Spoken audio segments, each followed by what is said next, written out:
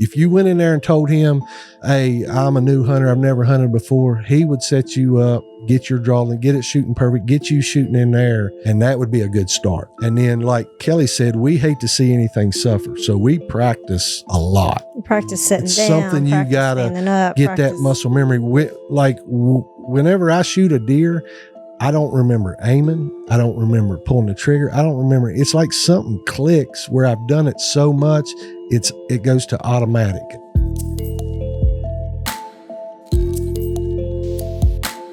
Welcome to Creepalachia. We are diving deep into the depths of the woods today.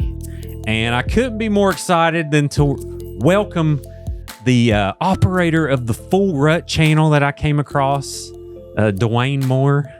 Thank you. And Kelly Moore, thank you for joining us. Thank you for having us. Yeah, I'm so excited. So I came across your videos and I noticed first, I was like, well, you live in Fayetteville. That's cool. And then I looked at your following. I was like, whoa, this is like a thing. And then I dove into the videos and it's like reaction type content. Yes.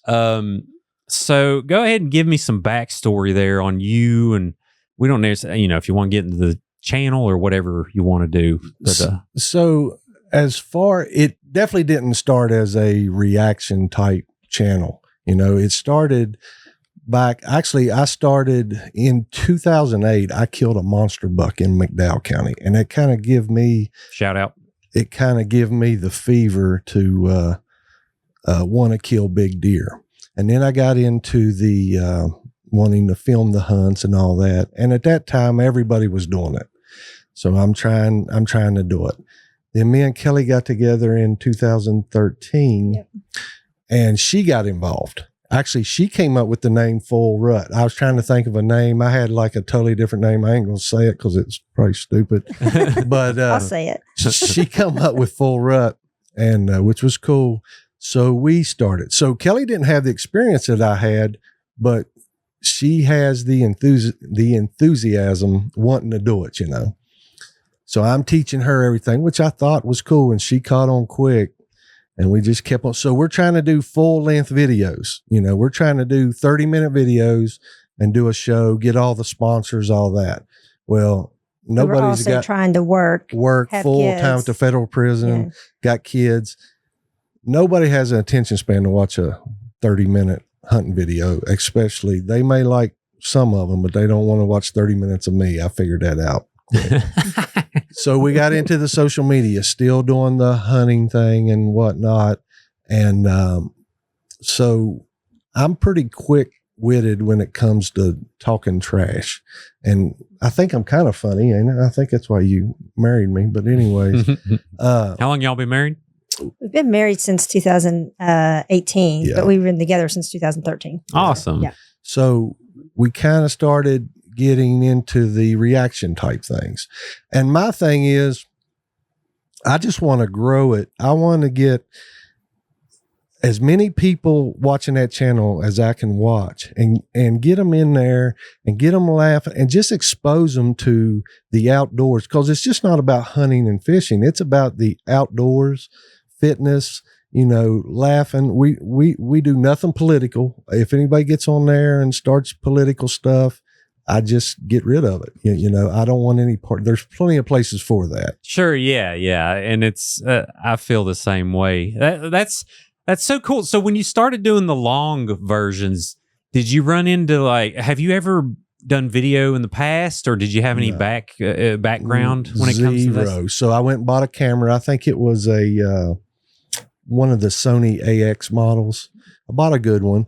And started with that, and would have my buddies film. And I've got tons of awesome footage, but really didn't have, and was trying to do our own editing. And at one time we had hired an editor, a local guy. I forget his name, but he done nice stuff. But the hardest part was getting the sponsors, because what a lot of people don't realize, if you're on the Pursuit channel or the Outdoor channel or whatever, they're not paying you. You're paying them to be on that channel. They're selling you commercial space. So I would come to let's just say I was using Rite Aid as a sponsor, which I wouldn't be, but they would buy the commercial spot and pay me for the 30 seconds of airtime or whatever. So that's how you make your money or whatever. So at that time, man, it was just like hundreds of shows just flooding the market. And we come close. We were in what, a couple sponsors of. Yeah, we had a few sponsors. We went to like the ATA show, which is a archery show, and got, we had business cards. We had done everything, but it was just life at that time just got in the way. So we kind of actually put everything on hold until he got ready to retire. And then he just kind of picked it all back up as a hobby, not with any intentions of making income or anything like that. He was just started on Facebook and YouTube, just kind of dabbling in it again. Actually, we had let the business license go, and we had to get all that back started again because he was like, it kind of took off a little more than what we thought it was going to. Heck yeah, that's awesome. Well, and this kind of some backstory with me is this is a passion project, but all of this is what I do for a living, running another marketing agency. So I can only imagine like being in the prison.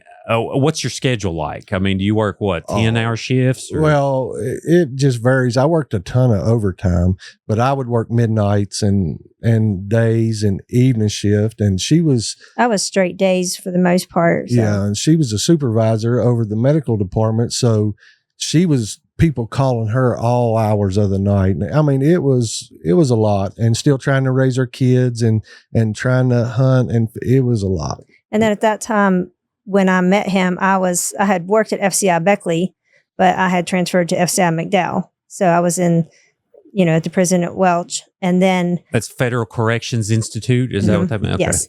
And I mean, I lived in Beckley at the time. So it was an hour commute to and from work. And then when I met him, so he eventually transferred there. So, I mean, your commute alone is 2.5 hours pretty much of your day. Just for the record, we worked together for 7 years, and when I got to McDowell, she had no idea who I was. Oh, nice. So I didn't make that big of an impression. Yeah, that's funny. That's great. So how many long shows did you do in the early days? As far as probably about 10. I mean, I was putting some together, so I would have something to put out, and had a promo video, had a really nice promo video, and had an idea for the show, and like Pursuit Channel and Sportsman Channel, all of them channels, they're willing to let you on there because they're going to get the money or what. I mean, they're not going to let anything on there. There's certain guidelines that you have to follow, but it really wasn't that hard, because once you broke it down with the commercials and everything, you only had to have like 15 to 18 minutes of video, which was easy. If you do the welcome, the opening, and then kind of set the stage for the hunt. And then, it was pretty easy to put a show together. Yeah. And to be honest, I think that type of media is dying. Yes. Yes. And I hate to say it, because there's some talent out there, but we was just talking about that the other day. I don't know how they still make it, because I used to watch it all the time, and I couldn't tell you last time I watched any of the outdoor channels. Yeah. Well, now, I mean, you can distribute yourself, and then eventually cut out the middleman and, now granted, I mean, you got to get to a certain level to where you start before you start making actual dollars. But even still, it's a lot of freedom when it comes to that. Yes, definitely. Do you remember the first short little reel video you made, or do they all just kind of, because I mean, you post like 3-4 day, something like that, 2-3 times? Yeah. I remember the first big video that we had, and it was the little reel. It was a reel of Kelly shooting her bow in the backyard, just random. And I'm standing off her shoulder, and she's shooting, I think it was a 20 or 30 yard shot into a deer target. No, we didn't talk, nothing, just her drawing the bow, shooting the arrow. And it got 9 million views in 6 hours. Oh my. Yeah. So literally my phone like I had all my notifications on and everything. Right. So my phone's going crazy. It literally overheated. Like, you know how they get hot to where they say they won't work? Yep. And I'm like, what is going on? And I'm looking at this and it's just, I mean, it's racking views like crazy. And just from people that thought it was cool that she was shooting a bow to people that thought it was a real deer she was shooting and was appalled by we were killing a real deer on video and it was a target. But it went everywhere. It went, I mean, I don't know how it gets pushed out or how all that works, but there was people from all over the world that were seeing that. Wow. So, and Kelly, no offense about your bow shooting. I'm sure it's great, but did you figure out why in the world, like did you do a comedic No, there was on it, or no just talking or anything. It was just me shooting my bow. I think you might have put music to it. May have put something to it as a background, but, But that nothing. was It was literally 14 seconds. right? And that's what we do. A lot of times Yeah, it's it was just a normal shoot day. bows in the backyard and target practice. So Yeah. I think too, for city folk, now granted, listen, I'm no hunter. Okay. Right. It took me an hour and a half to skin a squirrel. Like, Okay. and then after that, I figured out like, okay, then I ate it and it tasted like crap. I was like, this ain't for me. But I love the idea of learning, and I hope to still learn one day. But I think when people from cities that don't understand country life Right. are just so like, how in the world can you just go outside and shoot your bow? Like, I can't go outside. I have to go down 27 floors and walk through 7 hallways before I can go outside. And then they never see the stars right. because they're in the city. So I think that maybe they're daydreaming. I don't know. That's things that we take for granted. That a good example of that, she had family come in last summer from Philadelphia, and they were amazed. The biggest amazement they had was that our dogs run free all the time, that we didn't have to keep our dogs tied or have to walk them or whatever. Their dogs just come and go. They I can't believe that. You live on a farm? We've got Ish. 23 acres and it's to ourselves. And we have no neighbors or anything. We don't farm by any means, but 2 cats, 2 dogs. I mean, it's kind of a redneck farm, I guess. We're just out there shooting bows and guns and dogs and cats and just living a good life. That's awesome. Do you shoot tannerite any? I'm just because I was driving. I'll just tell this real quick. I was driving in Mercer County, and I wrote a story about this on Facebook. But I was driving, and all of a sudden, I hear this boom. And it rattles the truck. And I look, and above the tree line, had to be 25 feet in the air, was a porta potty falling Nice. from the sky, and there's white smoke. Right. And the only thing I can figure is some redneck shot tannerite Yep. when I was driving Exactly. by. Yeah. So when our oldest daughter had her baby reveal, we had the tannerite deal. And my son-in-law, everybody's out there. There was probably 50 people there. At least, or so. yeah. And he shows up with a rifle that he hasn't shot. And I was like, Wasn't sighted in. yeah, I was like, hey man, you're shooting a little, thing of tannerite and be like 50 people there. You probably want to hit that the first shot, So I give him one of mine. He's like, man, I don't know. I was like, trust me, it's good. So he hit it. It blew up. It was a boy. Everybody's happy and everything. So everybody goes inside the house.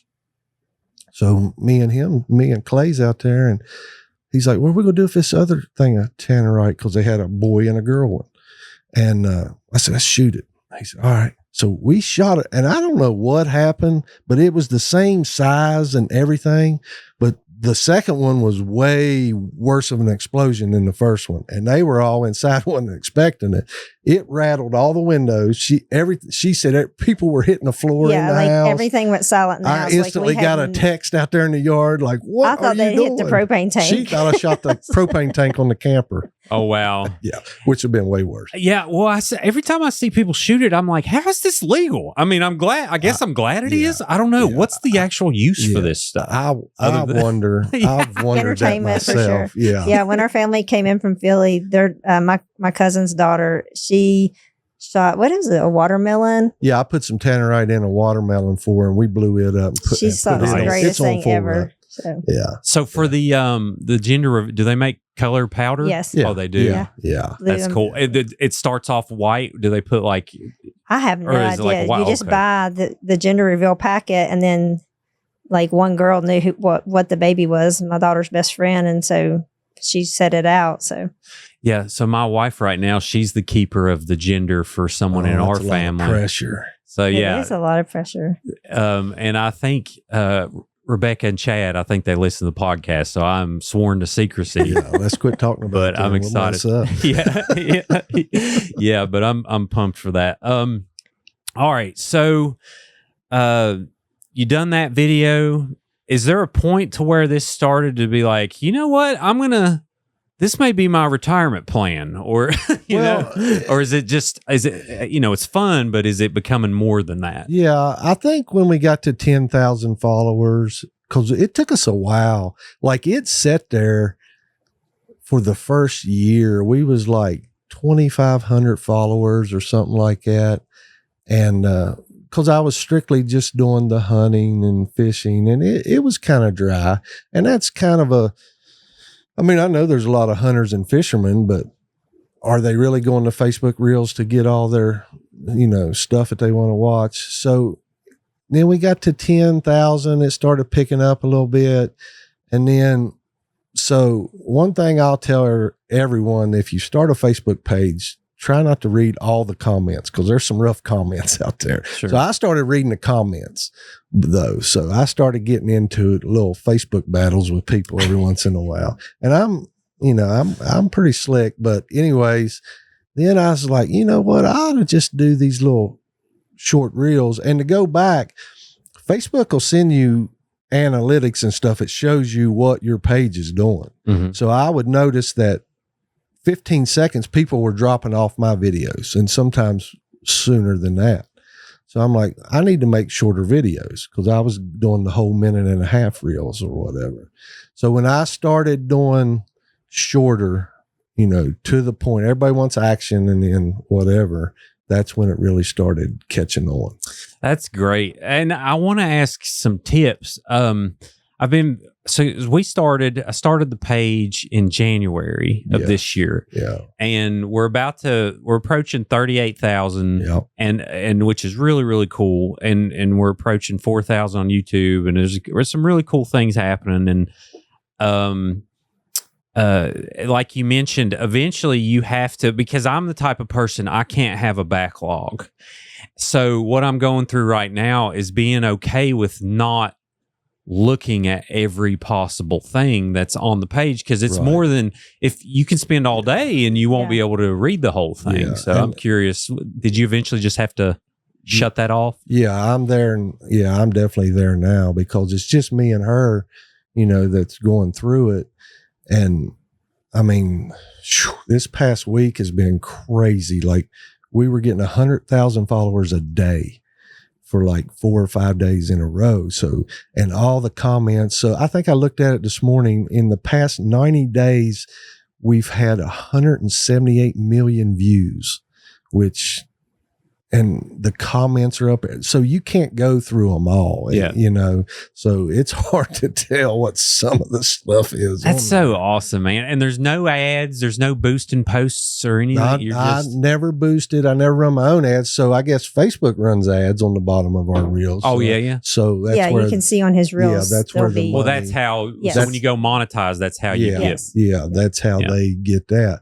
But another thing is, I try to edit stuff, and I'm nowhere near the He actually editor. does very good, though. He I don't think researches it. He watches a lot of videos on YouTube on how to edit, and stuff. Way more dedicated on that level than I would ever be. But your stuff's way edited. There's so much better stuff than mine. Oh no, man! It's all relative, because the type of editing we do wouldn't work for your channel, and vice versa. You know what I mean? Right. So there's room for all of it. But the plan is, I'm going to keep doing it because it's working and people like it.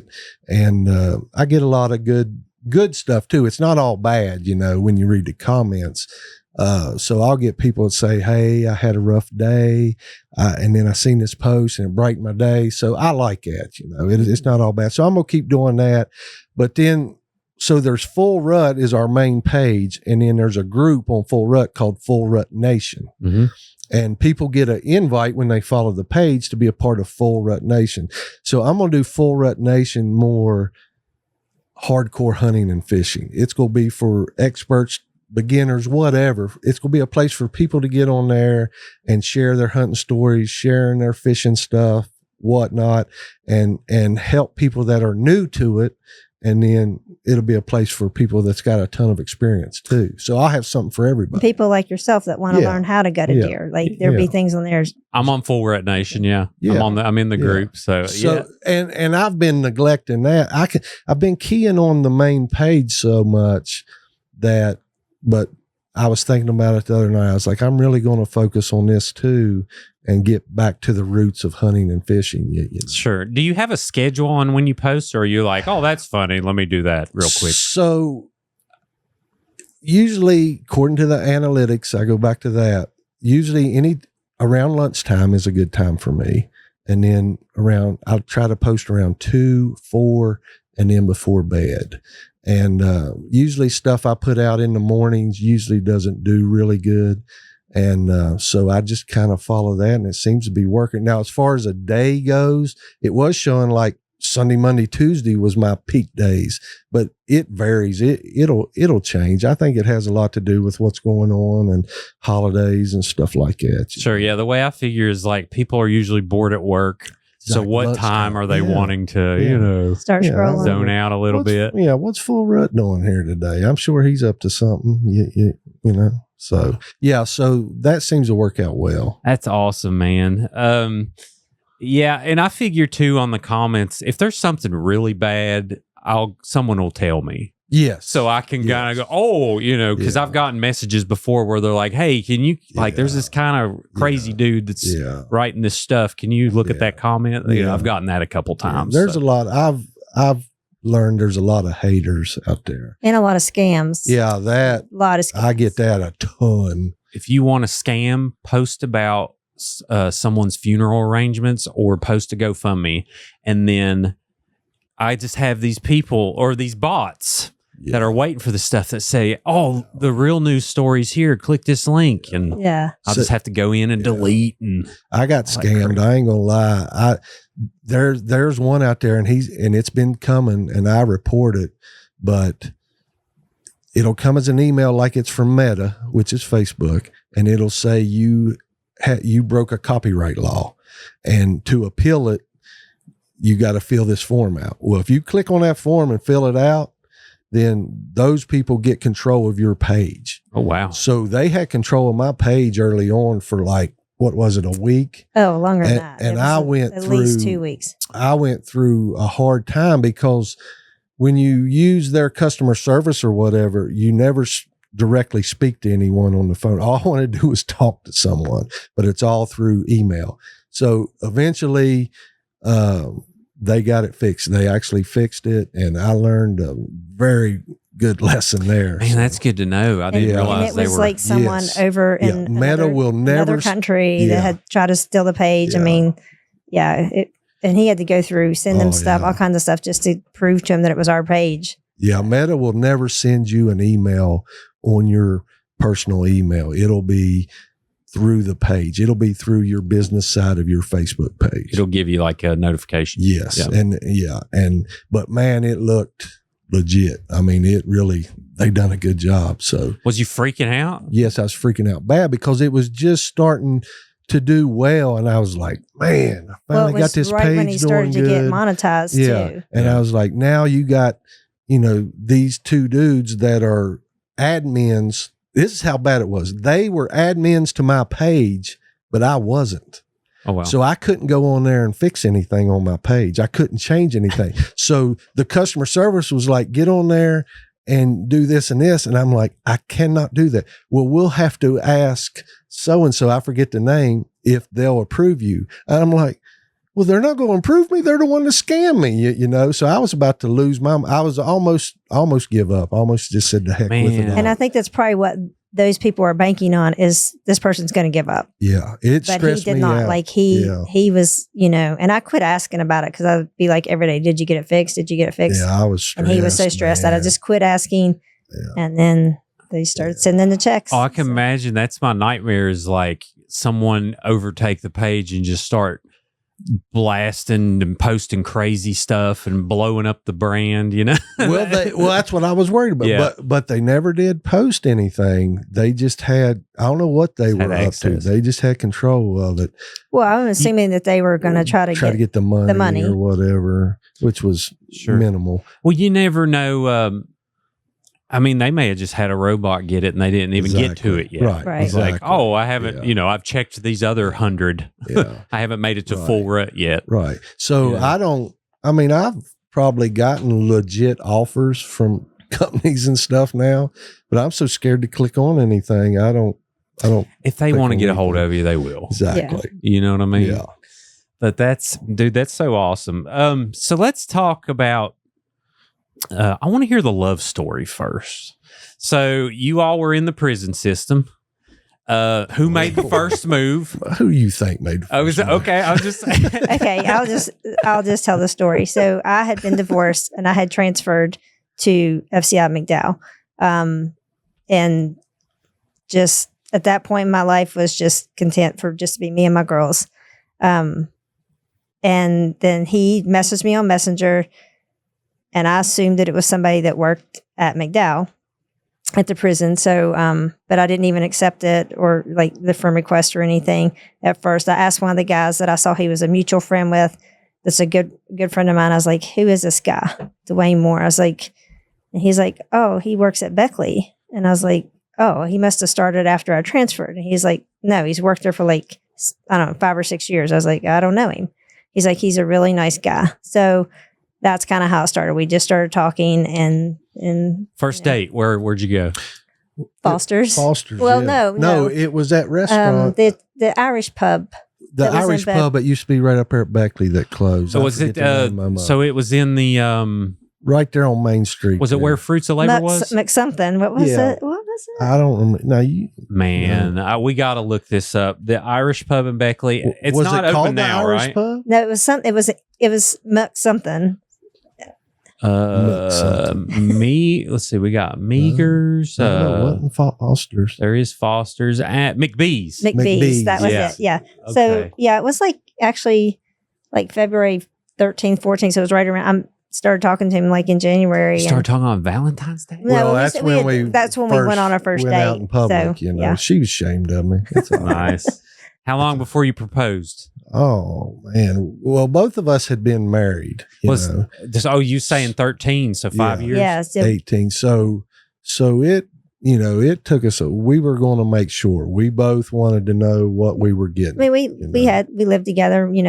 Our kids meshed together, everything. So his kids and my kids. So yeah, it was good. But I was just a little bit leery of being married again. So, sure. And I'm sure he was too. So, and I had to make sure she was going to learn how to hunt and everything. But I'll tell you what the deal breaker was, or not the deal breaker, but the kind of, I broke my leg in 2018 and, both my girls worked and were in school and both worked. And it was just, he just took care of me the whole time. Like he would fix dinner, he'd fix breakfast, and he'd put me in the Jeep and take me to CrossFit, and we would just drive the Jeep into CrossFit because at Cole they had the garage door and we could just go right in. Up the ramp. And he'd help me in and get me a few hand weights. And so I just said, nobody's ever going to take care of me the way that he took care of me while I was sick. So you're making us look bad, Dwayne. I'm sorry. It is Mother's Day. That's and great. I get hurt a lot. So it wasn't a one-time deal, believe me. So, accident prone? Yeah. Pretty much.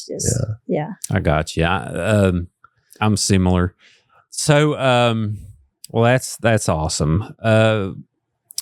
So full rut, let's start there. I wanted to get into the hunting part of it, but for people who don't know what a rut is, what does the term full rut even mean? So full rut is when I'll use a deer, when a deer is mating and it's the peak of the mating season and the does are in estrus and the bucks know it.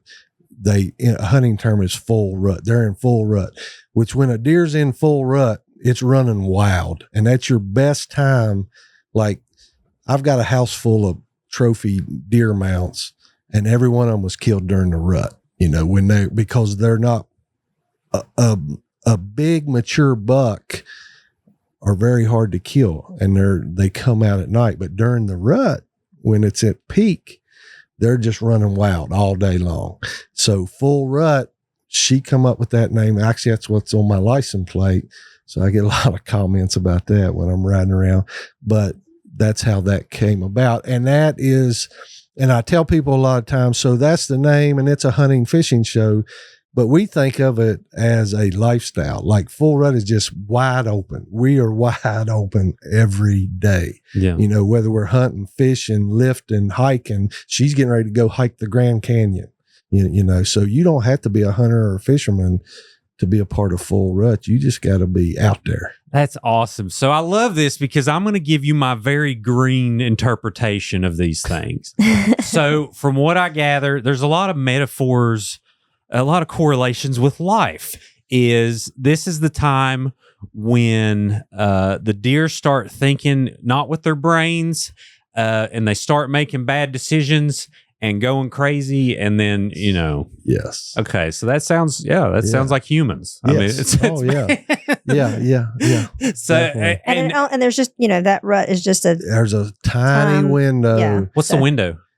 Well, there's here usually about from Halloween on and it varies, and people will argue about this, and when they hear me say this, they'll be like, nah, he's wrong, blah, blah, blah, because but it varies with weather, with the moon. There's a lot of things that come into play with the rut, and a couple weeks, in the peak. But actually, the best time to hunt it is the pre-rut, when the bucks, they're out cruising around looking. First, you'll see the younger bucks, the spikes and the 4 points that aren't very old, because they don't know yet, so they're thinking it's about to happen, but it's not.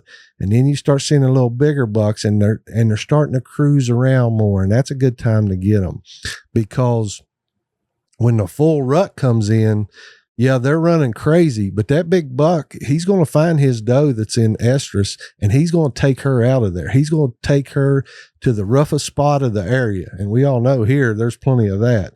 And he's going to take her out of there and pin her down and mate with her or whatever. And, you're generally not hunting there, So that cruising period is very nice. Right. So after the buck makes babies, do they hang around to raise the babies? No, or is it, do they not? Okay. So nature's like metal. Yeah. I do videos all the time. I'll video a doe, there at the house or something. And I always ask, where's your baby daddy at? He ain't around now, is he? He doesn't run off, But no, they don't hang around. They go on. Well, that's good to know. Yeah. And then do you notice a spike in car accidents during the rut? Is that when they mostly jump out in front of cars? Or that's when you see a lot of bucks killed on the highways and stuff. Yeah. Yeah, definitely. You see activity because they're just running crazy. I've been down in McDowell County going back to my truck to eat lunch or something and have standoffs with deers, with like younger bucks and stuff. And they're just standing there crazy looking at you, and you don't know what they're going to do because they're just out of their mind. Yeah. So you're talking about signs. There's a guy I used to work with. His name's Billy Graham. I hope he's still alive. I don't know, but no relation to the preacher. But he would talk about the signs all the time. Like if the signs is right. So you're just talking about the moon. Is that kind of what that means? No, he's probably talking about scrapes and rubs. Okay. You'll start see where they're rubbing on the trees, which is good. And they start that rubbing off the velvet off of their antlers early on in August, September, but then you'll see buck rubs. But what you really want to hunt are the scrapes, and usually around here will be on like a old logging road or something. And anywhere there's like a limb hanging over, they'll scrape the leaves out from under there, and then they'll rub their antlers and their nose and everything else up there to get that scent out. And it's kind of like a community spot to let everybody know. And then you'll see a doe come down and she'll take a little pee in there. And then everybody knows who's around. And that's one way they communicate. Yeah. I always heard the biggest deer are in McDowell County. Yes. Is that the truth? Yeah. And I'm going to take a guess on why that is. So there's only bow season down there. Is that why? Well, legally there's only bow season. Right. But there's a lot of. And the terrain. Yeah. And the terrain, there's a lot of poaching goes on down there. I've heard it. But yes, just because there's a bow and a terrain. But, this year, I was just talking about this last night. There were more big bucks killed around the New River this year than I've ever seen. Like, they were killing some true giants. So the deer population here, and the DNR put it to a 2 buck limit now. So if you kill a buck, if you kill 2 bucks with your bow, or kill 1 buck with your bow and then kill one with a rifle, your season's over, which I think is great. Mm-hmm. I wish it was 1 buck and done. And then that gives a chance for these younger bucks to grow and everything. So real quick, are you from McDowell County? Oh, I grew up there since 5th grade. Yeah. Okay. And where? Stewart Street, Welch. Oh, in Welch. Okay. Yeah. Okay. In Welch. Yeah. That's home. I mean, I haven't lived there in several years, but it's still always be home. You know what I mean? Exactly. But yeah, I've always heard people talk about it. And to put it in layman's terms, the reason that is because it's so hard to find the deer that they live a longer time. Yeah. And it's so big. And like that area that we hunt, it's not a lease or anything. It's logging companies on it and gas well companies on it. There's thousands and thousands of acres there that we hunt. And I kind of have a theory too, but I don't know if it's correct, but there's not as many does there either. No. And I think that with that area and with the economic, poverty and stuff, there's probably a lot of does that are harvested illegal or legal, but just for food. Mm-hmm. I mean, that's just a theory, but I think that could definitely, because here there's a lot of does, or at least where we live. So your bucks just don't get that big. Yeah. They don't have to go as far to find the doe. Yeah, that makes sense. I remember when I was in the mines, they would have this yearly trip, and they would go to, I want to say it was like Monroe County. It was somewhere where literally they would pile up these deer bodies. That would make sense. Yeah. They'd have them. There'd be like 10 of them that would go, and they would kill, I don't know how many deer. Right. But then it was awesome because, and I'm pro hunting. Like, listen, I love it. I just can't do it. But they would cook them all up and bring them to work. Mm. Yeah. And I didn't even have to do anything. I just got to eat all their stuff. Yeah. But so as far as big bucks, though, the biggest buck I've ever seen in this state, because I used to guide in Illinois and stuff, and there's monsters out there, but the biggest buck I've ever seen here was at the soccer fields up here at Beckley, and I was riding my mountain bike around the mountain bike trail up there and ran into this thing and come around a curve, and he stopped and was looking at me, and I stopped and was looking at him, and it was a giant. Yeah. And come off Piney Creek, I'm sure. How do you, is there a way to grade these things? Yes. So there's a scoring system, and it goes off of the how big around the antlers are, the inside spread, how many points, and the length of each point, and there's a chart that you figure it all up. So, and then there's like a Pope and Young scale, I think 125 or 130 to make, which means 130 inches of total horn makes Pope and Young. It may be 125. I don't know. I forget. But like used to be, somebody killed a Pope and Young deer, everybody knew about it. Well, now the hunting's getting so good, you gotta kill something up in the 150s, 170s, 170 inch deer is a big deer. That's a lot of horn, so that's how they. So it's a calculation of adding all these certain things up, and then you get add all of this, and then there's a gross score and a net score. The gross score is just all added up. Well, then you'll deduct, because say their G2, which is the first one over there, is smaller on the left side than it is on the right side. Well, that's a deduction. So then there's a net score or whatever.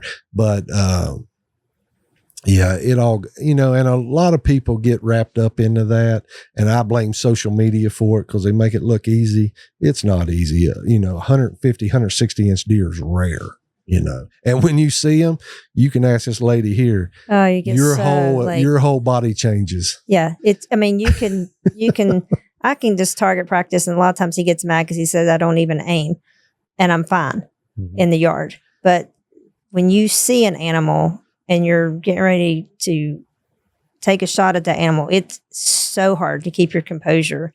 Your heart rate goes so high, and I'm praying, like trying to get my heart rate down and trying to hold still. And it's great. It's crazy. I mean, the rush is just insane. It's like real life Pokemon. Yeah. I don't know about that, but it's great. And it's something you either have or you don't.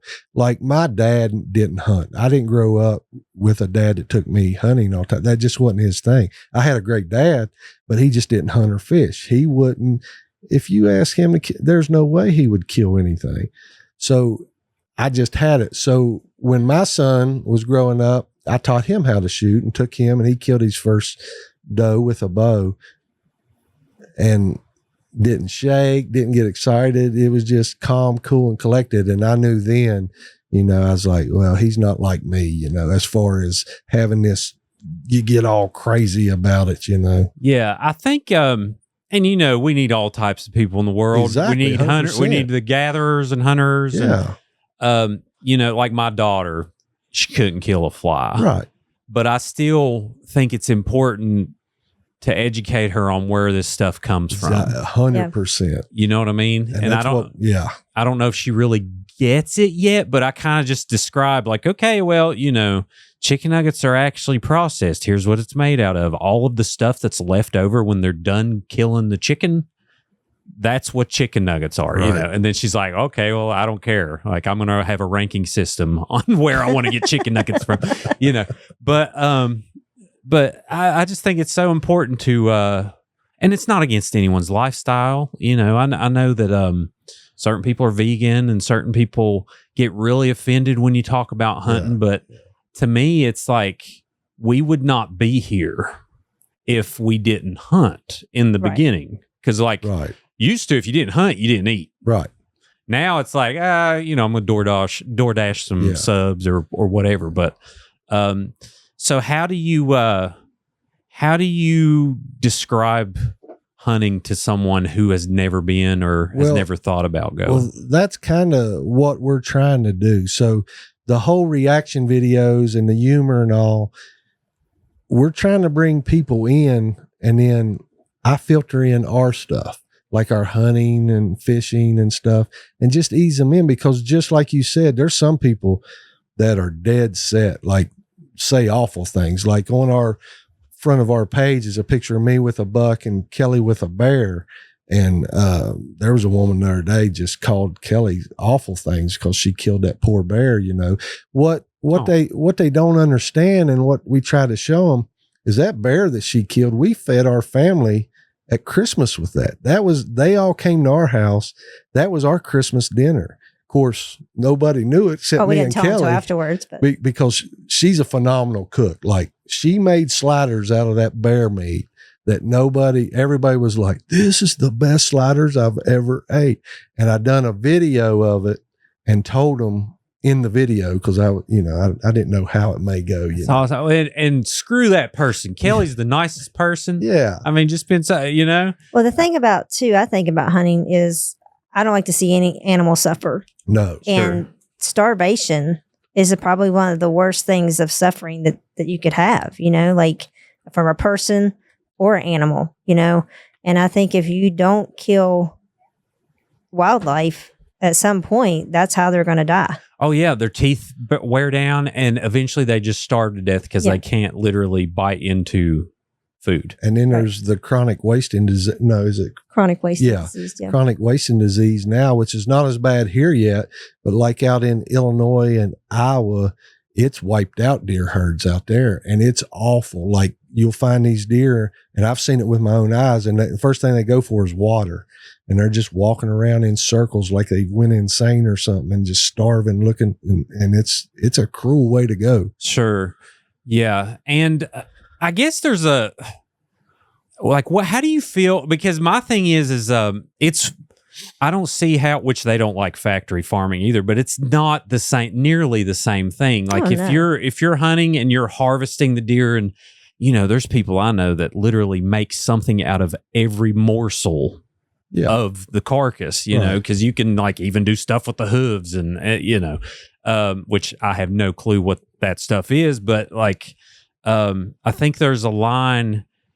What do you feel about, like, big game hunting? I guess to me, if someone is harvesting the animal, you know, I think it's great, but some of that stuff, I don't even know if they eat the animals. Well, I've been involved with some of that. So when I guided in Illinois, those are big game hunts. People would come, they'd pay $3,000-$4,000 for a week to come and hunt these deer. Now, it wasn't a fenced in hunt. You know, they have what they call fenced hunts, which I want no part of. And that's fine if they do it, whatever. But this was just on a regular farm. It was a working farm, a corn farm. And this guy that I worked for would lease the properties, and hunters would come out and hunt. Now, if you got a guy that, which was rare, most of them took the meat with them, because an Illinois deer tastes totally different than a West Virginia deer, because they're raised on soybeans and corn out there. Ours are raised on acorns and briars and everything. How do else. They taste different? It's just more of a like a elk. It tastes more of like beef, really. Yeah. Yeah. It's a sweeter, you know, it don't have a gamey taste at all. Mm-hmm. But the ones that wouldn't want to keep it, the meat, I would take it, or it would go to the local food drive or something. It would never go to, I don't know any serious ethical hunter that's just going to kill a deer and take the horns and leave it. But you're probably referring more to like an elephant. Or African hunts and stuff. Yeah. Sure. I don't know that I have an opinion on it, because I don't know where they're coming from, or You don't know the situation. right. So, and I feel like that they're feeding them villages and stuff over there. I've seen Ted Nugent on hunts like that, and they're feeding all these people with all this exotic stuff. So. That's my thing. I mean, as long as you don't see, all you see is the photo and then the uproar. Yeah, you don't see, you don't get the whole story. Exactly. And I'm sure there's some abuse and things going on out there, but for the most part, I don't think a hunter's mentality is like that. I think like a typical hunter spirit, from what I've seen, is, you know, wanting to provide. Also, the rush of the hunt. That's it's pretty cool to be able to kill your own food and yeah. I always like feel that. like, too, knowing that, especially as a female, you know, if something would ever go bad, that I would know how to get my own food, prepare my own food, and teach other people how to do that, you know, because there is a lot of female hunters, but with a ratio of female hunters to men is definitely lower. So I feel like it's just, for me, it was a good thing to know all the way around. Oh yeah, hunters are going to be the next Congress if like everything hits the fan, because it's literally, if it comes down to boiled, okay, where's water, where's food, we're going to have a lot of issues, right? You know, there's a lot of people in the world that's going to be suffering, and they're going to be like talking to their buddy that they gave crap about having that, you know, random AR-15 or whatever. Like, hey man, how you doing? I got a few buddies I know that I can go to them and they'll feed me. So that's my backup. And we plan. try to eat everything. When we fish, we typically don't keep our fish, because we don't really eat. Well, it's a catch and release. Yeah, too. most of it's catch and release. But even trout, you know, we're not crazy about stock trout, the taste of it. So we don't keep them. So yeah. Well, and on that too, catch and release. So people are like, if someone was to have a negative opinion on that, the way I see it is, to my knowledge, the fish can't even feel it. Is that correct? You know, I've told they don't have nerve endings and stuff. I don't know. I mean, I know when that hook goes in my thumb, I feel it, but I don't know if they do or not. But we're catching them, and it's rare that we're using all artificial baits. So they're generally not swallowing it down like they would live bait, you know, to where you're getting down in there to where it would kill them. So we're just hooking them in the lips. They're good. And they're going back in. And let me tell you, the New River it's the best I've ever seen it. And I've fished here all my life, and the smallmouth fishing is just crazy. I mean, it's crazy. You ever caught a gar? Years and years ago. Well, we caught one in North Carolina. Well, yeah, that We went alligator. That's those things that look like have the alligator teeth or whatever. Yeah. And I tell you too, we were down at Sandstone back in the winter fishing and run into DNR there, and they let me film it. They had been up at Sandstone Falls, and they had this weird looking boat with all these things hanging off of it, and they were shocking the fish, and they were getting the walleye out of there. The New Rivers, a lot of people don't know it, but up that way have a lot of walleye now, and they're growing big. And I was like, what are y'all doing? They's like, we're taking these walleye and we're taking them back and we're robbing them of their eggs because they was getting ready to spawn. And then we bring them back. And then when we fertilize the eggs or whatever they do and they get little, then we stock them back in. And I said, well, whatever y'all are doing, keep on doing it, because the fishing is great. So shout out to the DNR. They're doing great when it comes to that. Yeah. And do they stock every year, all the lakes, or how does that work? As far as trout? Yeah. Yeah, there you can get on. They have a site that says when they stock. This year, they really didn't stock. They stocked, but there wasn't as many fish, and the fish wasn't as big. Last year, we were catching trout like crazy, and nice sized trout, you know. And somebody said it was because of the drought last year or something. I don't know, but for whatever reason, the trout stockings wasn't as good that I seen but yeah, just about all the lakes and the streams, you know, there's tons of them around here. So if you want to get out and fish for trout, there's plenty of opportunity. You ever caught the golden trout? Oh yeah. Have you? Yeah. They're finicky. That's how come my hair's gray is gold trout. For whatever reason, a gold trout are hard to catch. They're very finicky. And then they have the gold rush every year where they stock it just gold. And people come in. I have a buddy that comes in from North Carolina. Where at? They stock them everywhere. So all the streams that they normally stock, what is it? It was around Easter this year. It's like first, second week of April, they do the gold rush. Yeah. So you can see them out there. We would see like 8 to that's 10 what just gets swimming, but they will not bite on you. Yeah, that's where they get you. But the thing about it, usually when you see a gold trout, there's some rainbow trout there with them. And me and my son went. He likes fish, and we were up on Cranberry one day, and there was some golds in there, and we just kept catching fish one right after another. And I was like, I wonder how many's in there. So I took my GoPro and taped it onto a pole and stuck it down into the hole. There was 40 rainbows stacked in there. I mean, they were everywhere. And I was like, oh my goodness, ain't no wonder we're catching fish, you know? That's awesome. And just a little hole that you wouldn't think that would even have 2 fish. Yeah. Yeah. Did you post that video? Oh yeah. It's on It's there. a ways back. I think so. That was, oh yeah, it's on there. It's on the YouTube page, and it's on the, I think what initially was Facebook page, Facebook, too. he kind of was using Facebook to try to promote the YouTube page. they don't what like that- A it. marketing chain? They don't like Well, it. they didn't like that. And that, you know, wasn't really working. But No. then Facebook started taking off. So Yeah, so the YouTube page is geared more, it's more longer form video. I mean, I have went to a lot of shorts on there, and I've tried to replicate what I've done on Facebook on the YouTube page, but it just, for whatever reason, it just Have you done hasn't. TikTok? TikTok did not like me at all. So I was going to say, here's my system, and take this for what it's worth, Mr. 687,000 followers. But so I use a platform called Hootsuite, and I upload one time, Yeah. and then I make the caption, and then I put it on all platforms, and then I only have to Right. do it that once, and it goes to Facebook, TikTok, Instagram, and you can do YouTube on there too. But I just figured, like, the reels, I at see least, what I you're want to saying. put on all Yeah. of them. Well, I didn't know about that. That's pretty good. But the only problem with TikTok for me is they block They block the the hunting. I Sure. mean, and I'm not talking about. I'm not putting anything where you got blood shooting out or anything. They're blocking stuff like if you have a gun in the picture and an animal, they're blocking that. So it really don't work for me. I'm glad you said that because mine too, like we'll have a PSA on not doing drugs. And because we talk about drugs, They'll block that. they'll block it, dude. Wow. And you got to appeal. And I mean, everyone calls it Chinese spyware, but listen, they're the most guarded platform I've ever ran across. Yeah. Like And, they don't allow nothing. Yeah, which surprised me. Yeah. And they don't, and at a certain point, you got to look at what's most effective with your time.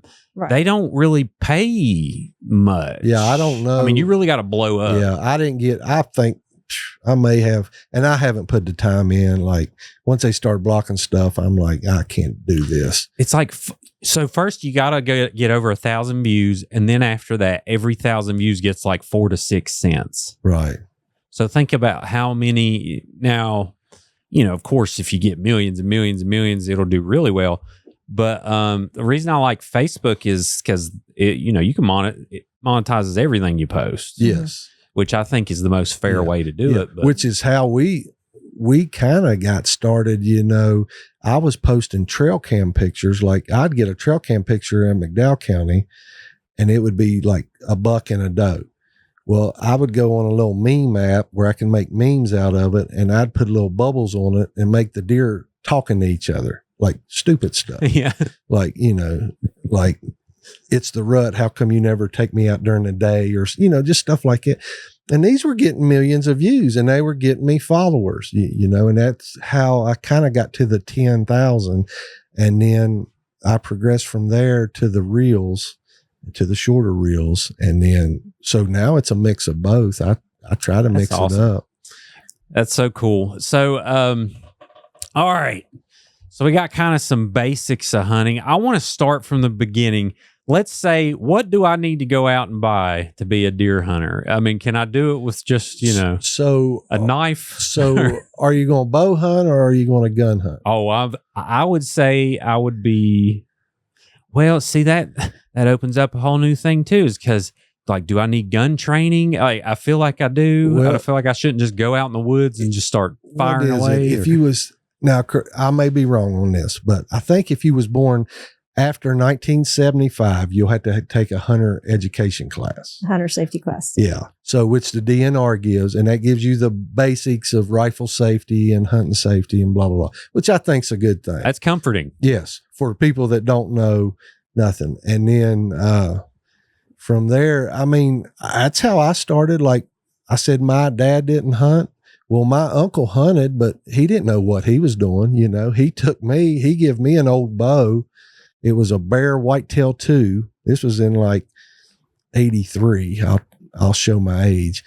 And off I went with all different size arrows and everything. So I'm out there slinging arrows at does, and I'm not hitting anything. I'm hitting trees, ground, I probably went 5 years and never touched an animal. And then, but I was teaching myself. I was, back then they didn't have places like real good archery shops or anywhere that you could go. You can go to any of these local archery shops, which we go to Bridgeport. A buddy of mine works there, Hard Rock. He will set you up. If you went in there and told him, hey, I'm a new hunter, I've never hunted before, he would set you up, get your draw, get it shooting perfect, get you shooting in there, and that would be a good start. Yeah. And then, like Kelly said, we hate to see anything suffer. So we practice like a lot. You practice sitting It's down. something you got to get that muscle memory. Whenever I shoot a deer, I don't remember aiming. I don't remember pulling the trigger. I don't remember. It's like something clicks where I've done it so much. It goes to automatic, I'm not the best shot in the world. I ain't saying that. I'm just saying I've put enough time and effort and practice into it that the muscle memory takes over and it just automatic. So by suffering, would it be like a bad shot scenario? Yeah. I mean, I've seen crazy things happen. If you hit one bad, like in the leg, it'd be like shooting you in the leg. You're going to limp around the woods. So you're going for that. Everybody says the heart shot. The heart shot's super hard. I mean, that's a very small area, and it's tucked right close to that shoulder too. So there's a risk, like if you're not shooting a high poundage like Kelly, that you're going to hit that shoulder and it's just going to bounce right out. So I recommend going for the double lung. If you double lung a deer, it's going down within 100 yards. Kelly killed an 8-point, 2 or 3 does last year or the year before last, and a black bear, and combined, none of them went 100 yards. Yeah. You ever shot one in the head? Not with a bow. Like zombies? No. Okay. I've shot one in the head with a gun though, but never with a bow though. Gotcha. Yeah. So there was a time around the 1.5-hour skinning squirrel time period of my life. And that thing, it took 3 bullets, took 3.22 shells. I got so excited when I knew I shouldn't do this. I started running through the woods, and then I tripped, and the gun went up, and the sight hit me right on the eye. And I was thinking after, I was like, I could have blown my freaking head off. Like, what am I doing? But, and then I started skinning the squirrel, and I quickly knew it was like, this is way out of my pay grade, but it was fun. But I also got a bear bow, and it was like 45 pounds. Yeah. And every time I'd shoot it, I was so small, I had to go like this. Right. And it would go, and they'd be like, whoa, people next to me, I'd kind of aim at them.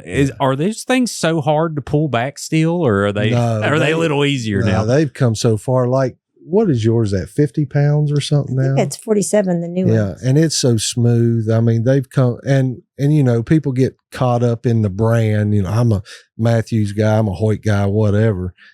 All the top bows, they're so smooth and excellent. They've come a long way. A lot of people are using crossbows now, which I don't personally, but I don't have nothing against them, but I just like using a regular, bow. Do you prefer bow or gun? I won't gun hunt anymore. I've had bad experiences gun hunt. There's so many people in the woods, for one, and I've had tree limbs shot over top of me, blah, blah, blah. And I was in the Marines. I was in the Gulf War and was shot at and bombed at a lot. And I did not like that experience at all. So when gun season comes in, we go to the bow only counties and hunt. And I just stick with the bow, which I like better. If you go out in the woods in Fett County in rifle season, you better have everything orange on. So is it the danger element, but also is it the, how hard it is? And a bullet can travel a whole lot further than an arrow. So I like outsmarting the deer. I like reading the deer sign and figuring out where the buck is, finding his scrapes and rubs like we were talking about.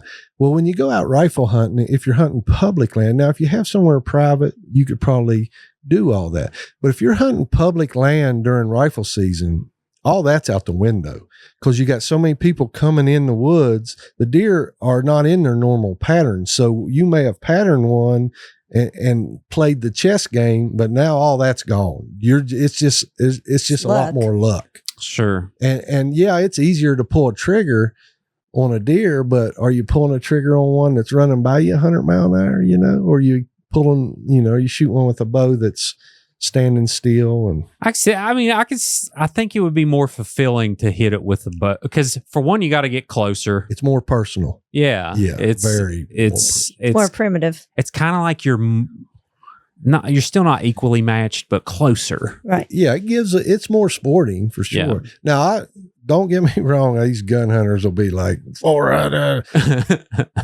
not saying I've gun hunted. I said me personally, it triggers some stuff in me. Is there a certain type of hunting that, for lack of a better word, triggers more accidents than others? Because I know I have,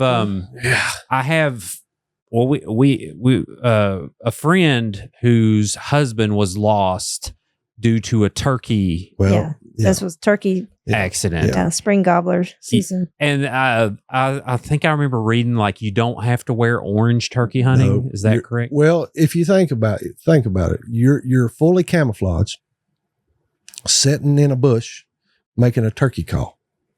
So, whereas with your rifle hunting for a deer, you're, in orange and everything like that, or up in a tree stand. So yeah, every year people get killed turkey hunting or shot, Is that typically when, or, which I mean, I guess you could get hurt any type of hunting. There's a lot of heart attacks, people, but it seems like turkey season. Yeah. And then a lot of people use decoys and stuff. And then you got people now, and I blame this on social media.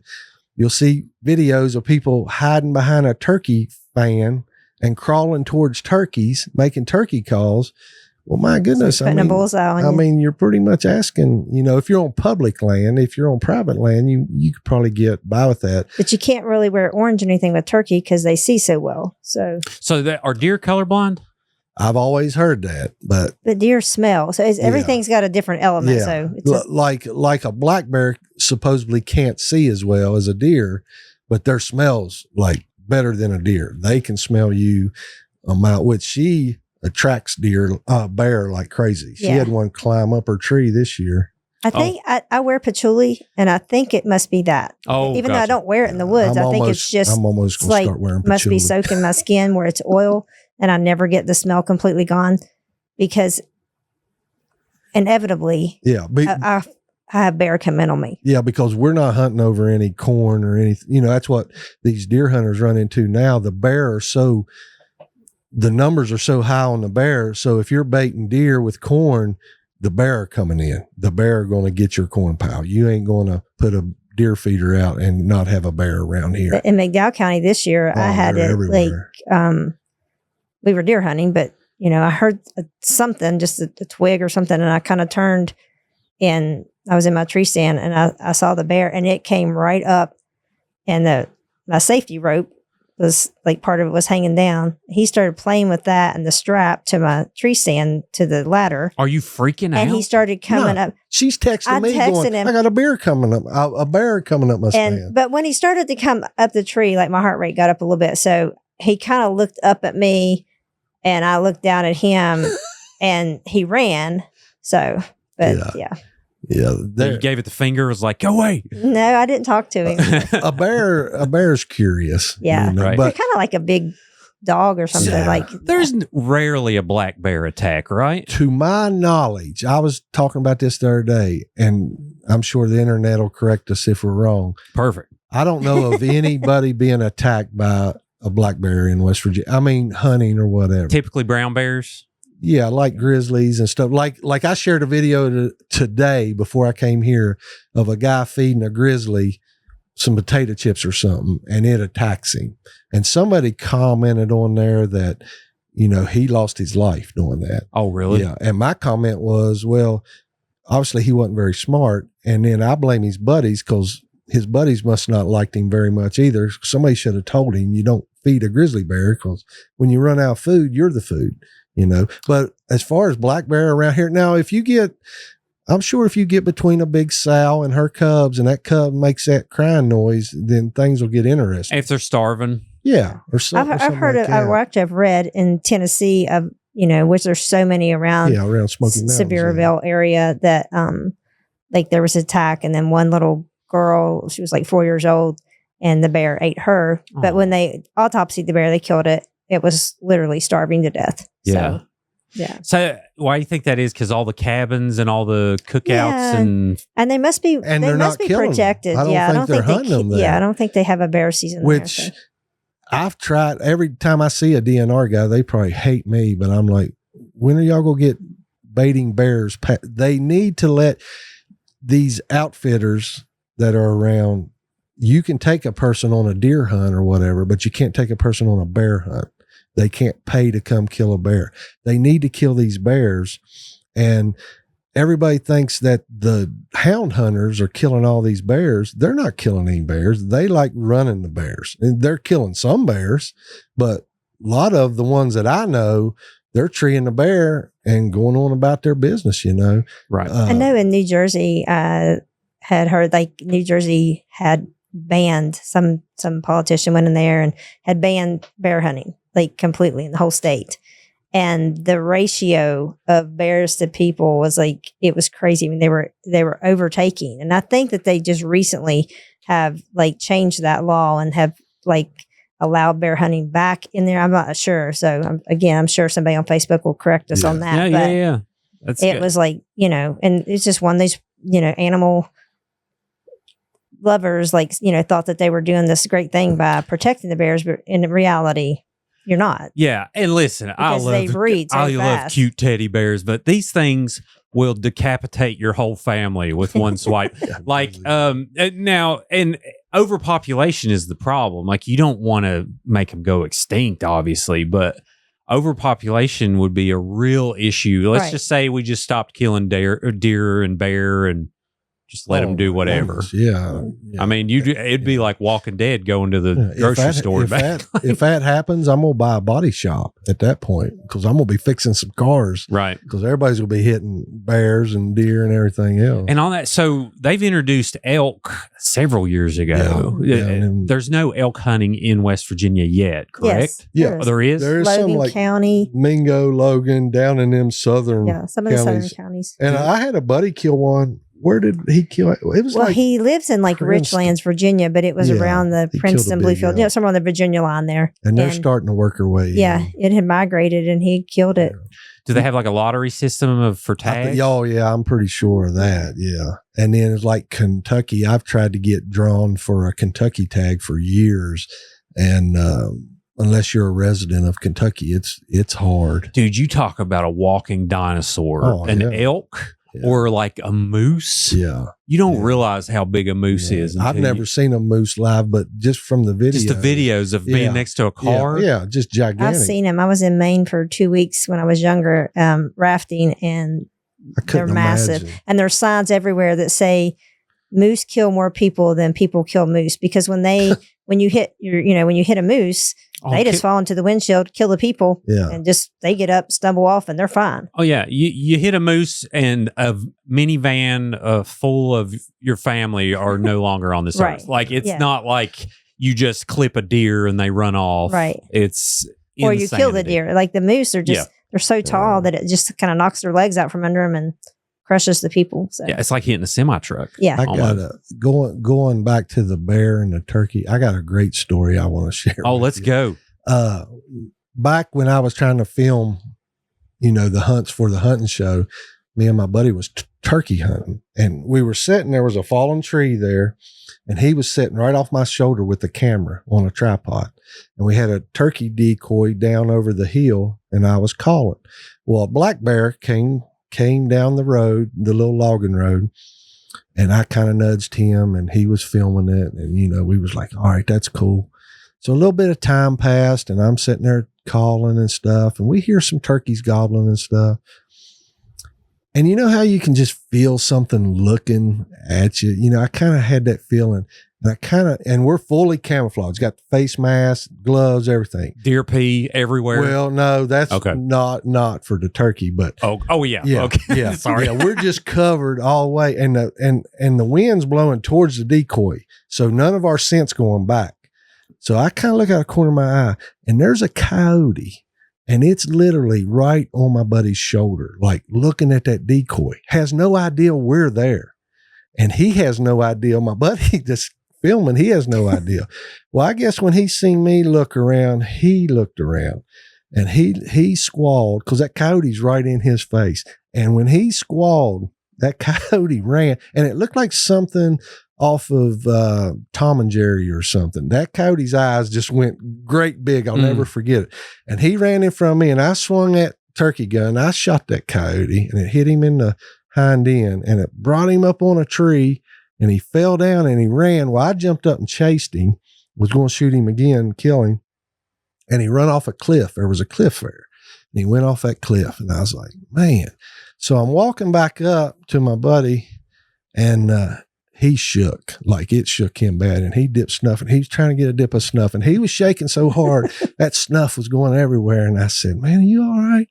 He said, man, I could smell the dead rabbit on that coyote's breath. That thing was so close. He said, I'm done. We're going home. And that was the last time he filmed for me. That was it, buddy. Oh, nice. So do coyotes attack people? No, but he was wanting that decoy. Oh, right. He thought that, you know. Now, that's another thing. To my knowledge, I don't know anybody getting it because we got them all over the house. My trail camera's Constantly probably going 100 yards from it's like up on a hill and there's like a deer path there. But I catch coyotes almost daily on there, sometimes 2 or 3, sometimes it's just one. Yeah. I had a bobcat on there yesterday. I mean, so you never know what's out in the woods. And the bobcat was like at 1:30 in the day. Tons of bear in our yard. Yeah. Oh, nice. Yeah. So, but yeah, the coyote are everywhere, but Yeah. You rarely see Are they them. like Rarely see- scavengers? I know they Oh, fight yeah. chickens. Yeah, And, they've been actually they were getting into our daughter's trash. They the thought whole it was a neighborhood, bear they thought it was a bear. in Mount Hope. And this was going on. They finally put a trail camera out. It was a coyote getting in there like a dog would, and stringing that trash everywhere. yeah. So, talk about the differences in, I'm interested in the differences between hunting deer, turkey, and bear. Like, what are are there different approaches or do they hang out in different Totally areas? different. So, a deer, like I said, you're looking for the scrapes. If you're hunting a big buck, if you're just wanting meat, wanting to kill a doe or whatever, you can bait a deer in. You can put a feeder out, which most people do, and the deer come into it and you shoot the deer, Does the urine work? Oh, well, it depends on what time of year it is. Yeah. Okay. If you get that They're in the full rut. doe in estrus urine and put it on, which smells horrible, that's her favorite perfume in the fall. She comes home smelling like it because she gets it everywhere.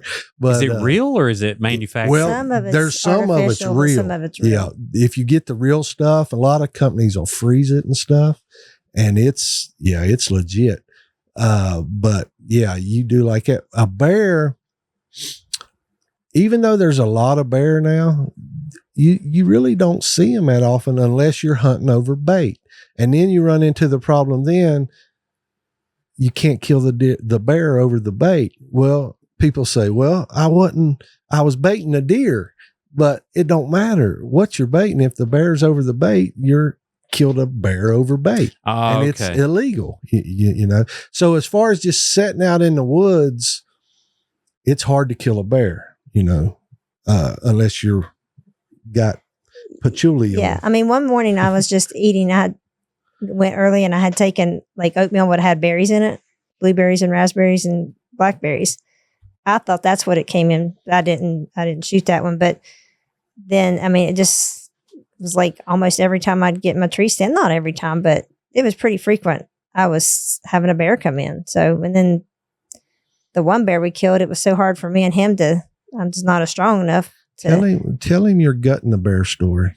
Oh, let's go. Yeah, we're going to get into some guts. Well, the bear, when I killed it, shot it with my bow. So he was in a different tree stand, probably about 60 yards away, maybe more, but he was pretty close. And I texted him, I said, yeah, I got it. And he said, okay, I'm coming down. Well, first of all, he's trying to get down his ladders, stand. And one of our ladders has a rung missing. So it's dark. He comes out and I was worried about her messing with that bear. I didn't know the bear was dead. So I was worried about her safety. So he's coming down and one of the rungs, they kind of go up like this, like a little flange on it, cut his hand, like big, deep gash, Yeah, I ripped a big chunk out. He's got blood running down his hand. I was like, so like you said, it only went probably, I don't know. That one didn't go 40 yards. It was very close. And so he was like, well, go over there and let's see where you shot it. And so when he rolled it over, or I rolled it over, I guess there's air in their lungs or something. And it made this sound when the air came out. So it sounded like the bear was growling. I was like, oh my God, it's not dead. I got that video on our page. Oh, yeah. Oh, nice. Scared me to death. But it's just that sound that it makes. And he started laughing. He's like, it's dead. It's dead. So, yeah. But it took us, it wasn't a huge bear or anything. But just me and him, his hands cut. It's hard to drag a bear out because you have nothing to get a hold of. Yeah, they don't they're have antlers and they're there's no legs. Muscular, you know. Yeah, so we're trying to load that in the side by side. And so the next bear that I saw was much bigger than that one. I was like, I don't want to kill it because I don't want to try to get it out of here. Sure, yeah. So, and they're fast too, right? Oh, yeah. my goodness. If you think you're going to And outrun they're a bear, silent. you're fooling like, yourself. You would think they would be so loud. You but don't hear them. You can just like all of a sudden just get that like look, and there they are. Yeah. You're like, how could something that big be that quiet in the woods? Yeah. But they are. I always heard if they was chasing you, run downhill diagonally. Is that? I don't know. It may help. All I know is I've seen them. I mean, me and my son, I took him hunting one time for a doe. He was just with me. And we stepped on a log. Everybody thinks they hibernate in these big caves or something. This bear was hibernating under a log. It was just a regular log. And I was stepping on this log, looking down the hill to see if there was any deer. And that bear come out from there. And the only way it could come up was towards us. So it comes straight up and it's right in my face, which is just trying to get away from us. So we're like, oh, it scared the crap out of us. And it ran straight down that hill.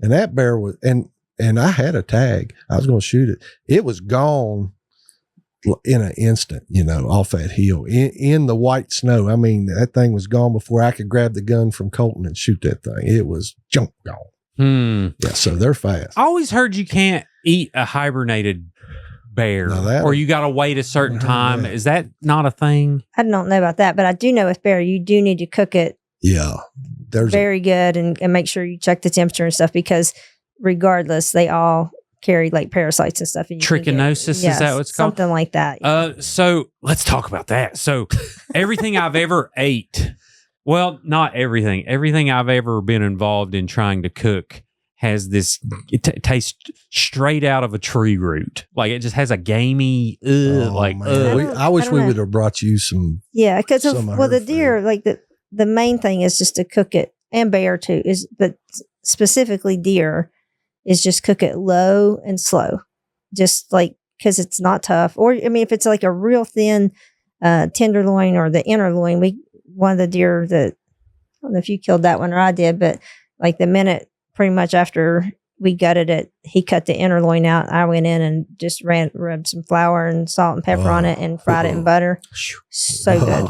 But mostly with deer, you just have to, I mean, I think with any meat, people, and I think salt got a bad rap forever, but salt is so good for you. So I put a lot of just salt and pepper on mine and make sure that it's just seasoned real good and sets out for a little bit with that salt on there. And low and slow though. I was going to say, I've heard that there's some prep work of like letting it marinate in salt water or something to get the gamey taste out of it. But I don't feel like, not really. I mean, I personally don't feel like deer has, the only thing I'm not crazy about is deer burger. Mm-hmm. But she loves bear burger was so much better. She made a meatloaf. She seasoned it and put everything on it, and I smoked it. Oh my god! Because of the fat? No, it was just. We just smoked it in a cast iron skillet. It was the best meatloaf I've ever. Well, I mean, like, why do you prefer bear over deer? I don't know. It just has a good taste to it. Like everybody always talked about bear being, tough or bear being that, which we got that bear all done in burger. But I mean, I made everything out of it, and it was so good. If you probably took a roast off a bear, like you would take a steak roast, and put it in the oven and cooked it, it'd probably be like eating a boot, I'd say. Yeah. But if you like, sometimes I'll let it cook all night long in the oven on a real low temperature in a Dutch oven, and just put some onions in there and salt and pepper. It's so good. And I'm gonna bring you some deer. We do a lot of jerky too. I have a dehydrator, so we do jerky and stuff. And I tell you, the best thing I've ate so far is, so there's this bear that got hit by a car or whatever, and then they took it and they made sausage out of it. And they made these things, and you cut like these, I don't know, you cut like an inch thick, and the sausage was like, I don't know, 3 inches round. And you put that with cheese, and it was just the greatest thing I've ever ate in my life.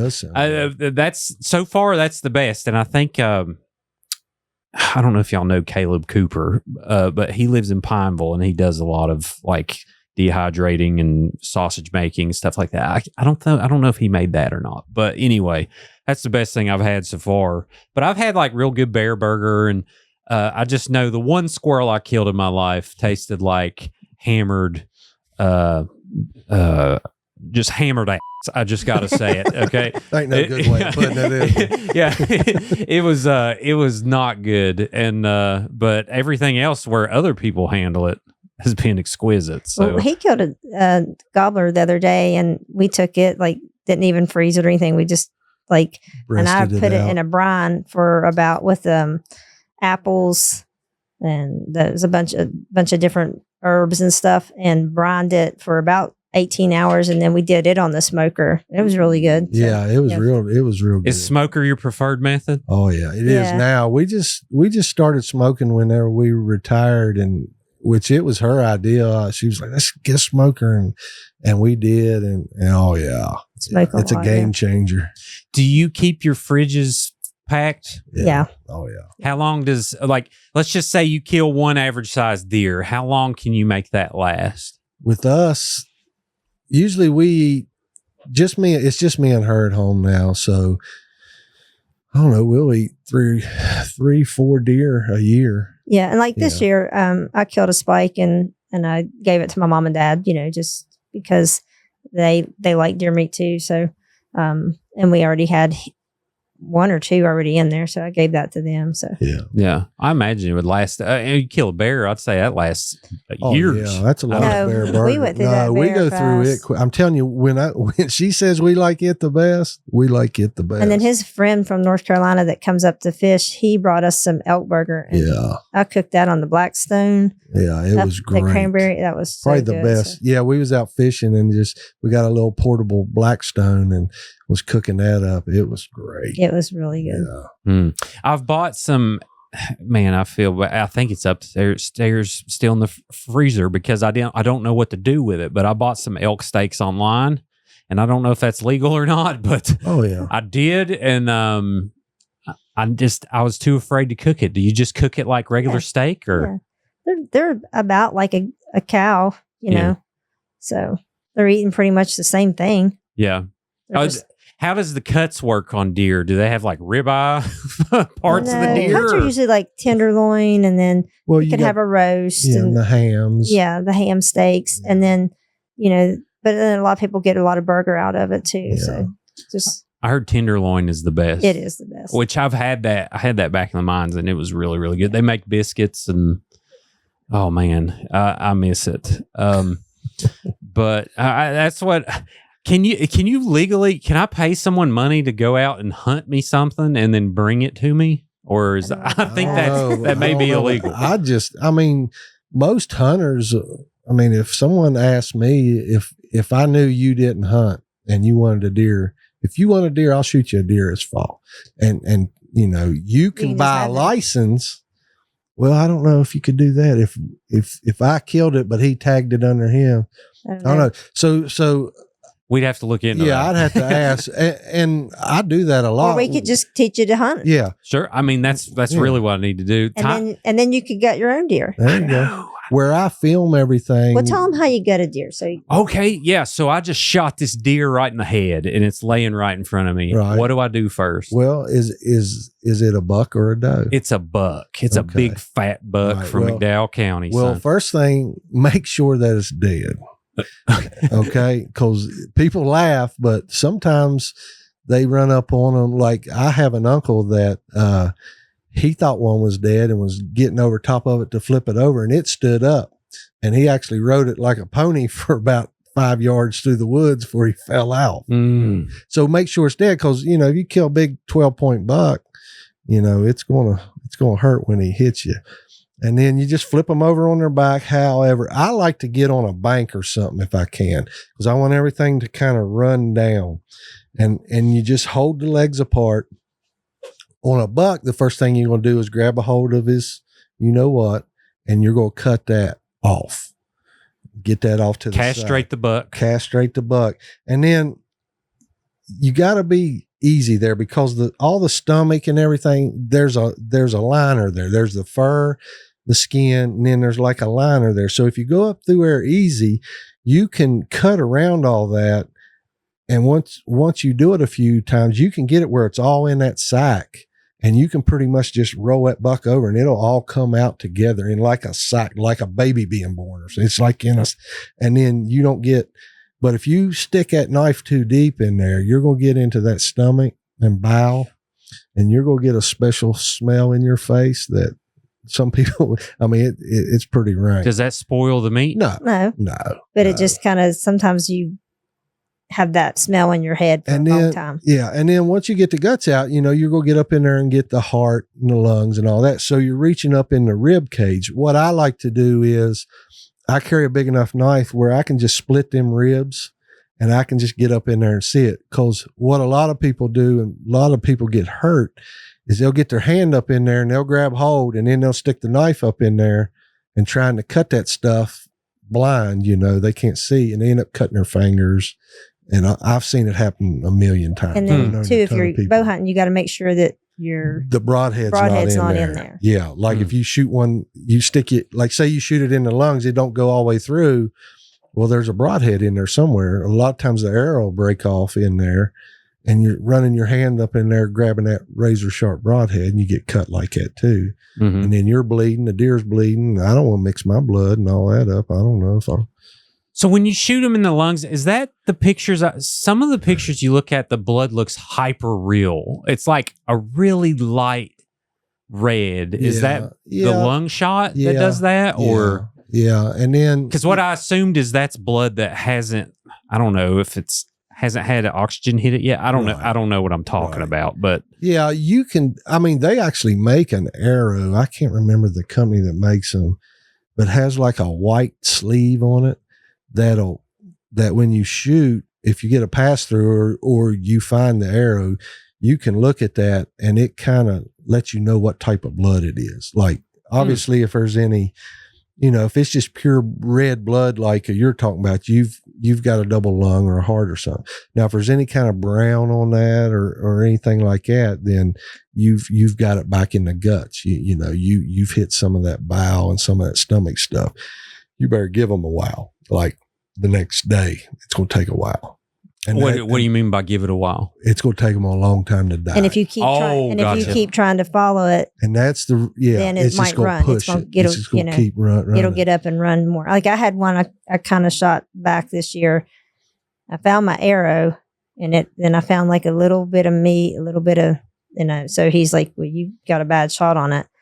But we kept looking and looking, and then we went and got our dog, and I thought was pointless, but she tracked that deer, found that deer and for us, told us exactly which direction it went, and then which was in our backyard. Yeah, it ended up in our backyard. Yeah, into the creek. Yeah. So. Oh, cool. Yeah. How many deer would you say y'all have killed in your life? Oh, I don't know. I couldn't. I mean, I've tried to. I mean, hundreds. Like I've hunted. I'm 55, and I killed my first deer with a bow. When I was 17, I killed the first one with a rifle. I was in 9th grade. So, so the only years I haven't hunted was when I was in the Marine Corps, which was 4 years. I was always overseas for whatever reason. Did you miss it? Oh, yeah. Yeah. But other than that, I've killed deer every year. So I'd say over 100 deer. Yeah. Every bit of it. Wow. All right, so we do open heart surgery. You crack the ribs open. What is there anything else you do out in the field? Yeah, you want to get all the guts out and all that. The buck has a scent gland on their inner leg that during the rut they pee on and everything, and it's a way of like those knowing they pee on their leg. Yeah. Well, yeah, maybe they got athlete's like hoof. And plus that gland is like super strong. So you want to cut that gland off because I don't know if it does or not, but they say that affects the meat. Plus, say I kill a buck, Kelly's still hunting. I'm keeping that gland and putting it in a Ziploc bag because when she hunts, we're hanging that out in her spot because that's telling them bucks that are still there that there's somebody's a buck in there that ain't supposed to be in there, and they're going to come in looking for them because they're territorial, because they're looking for does. So yeah, we take that off. And then What does it in look there. like? It's white. It's kind of brown, and it's just It's a like a patch little of piece hair of- that's hot. That's Almost like a little rawhide for a dog or something. yeah, Okay. and it's got Hair in hair in it, and it's just raised up, and then you just grab it and you just cut it off there, and then your hands are going to smell like a buck tarsal. It's called a tarsal gland, Mm-hmm. and so then we use it, but you got to make sure you clean out. I don't even know what I'm saying. No, it's not. Just say it. Just it's butthole. You Nice. got it. So they make called a butt out tool, which sounds awful too.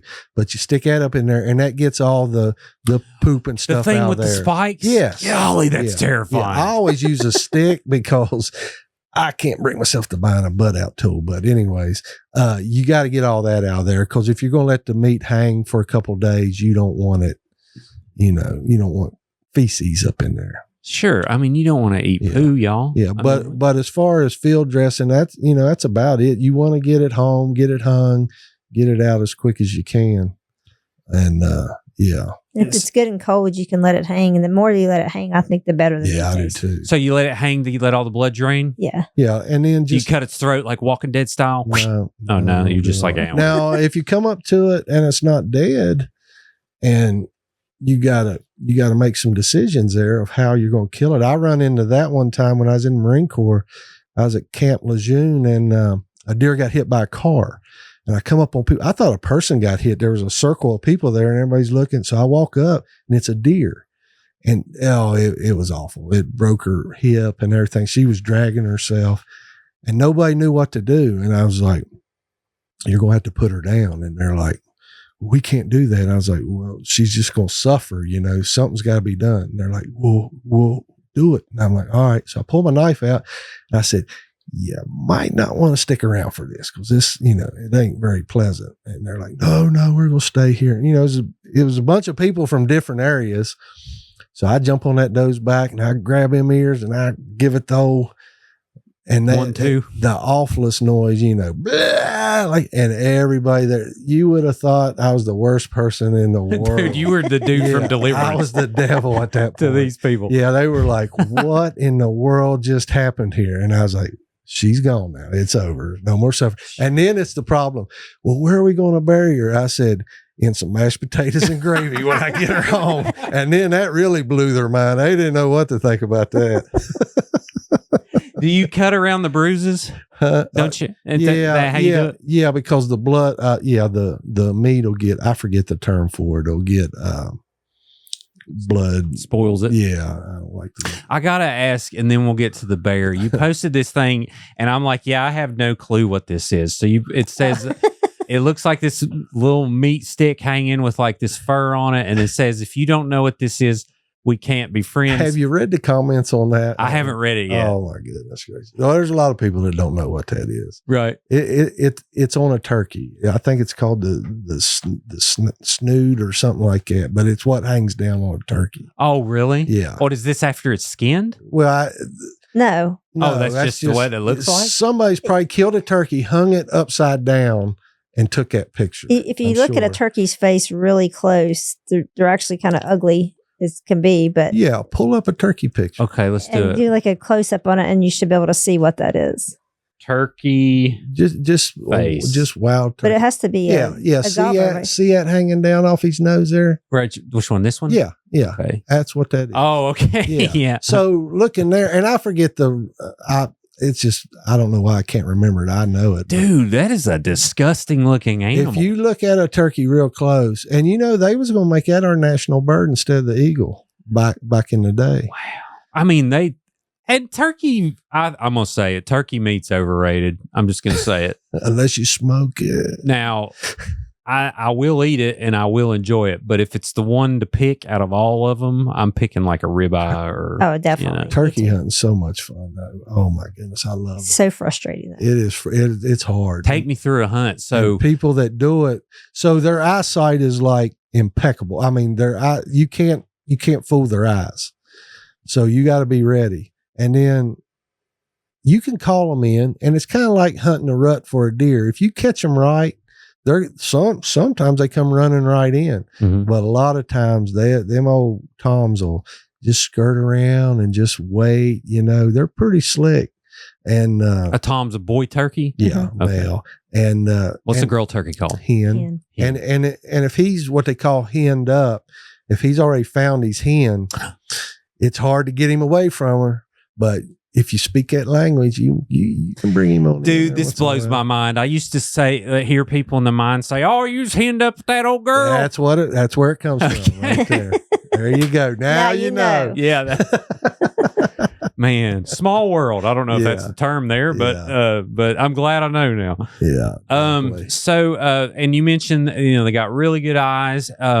So they have championships on Oh, these yeah. people that do these The calls. Yeah, and it's pretty amazing what they can do. But if you listen to an actual hen, they don't sound like that. They just pretty much do one thing. I mean, I've heard them purr and do all them little putts and all that stuff. I think most of that's for show, and it's cool because I can't do it. That's why I say it.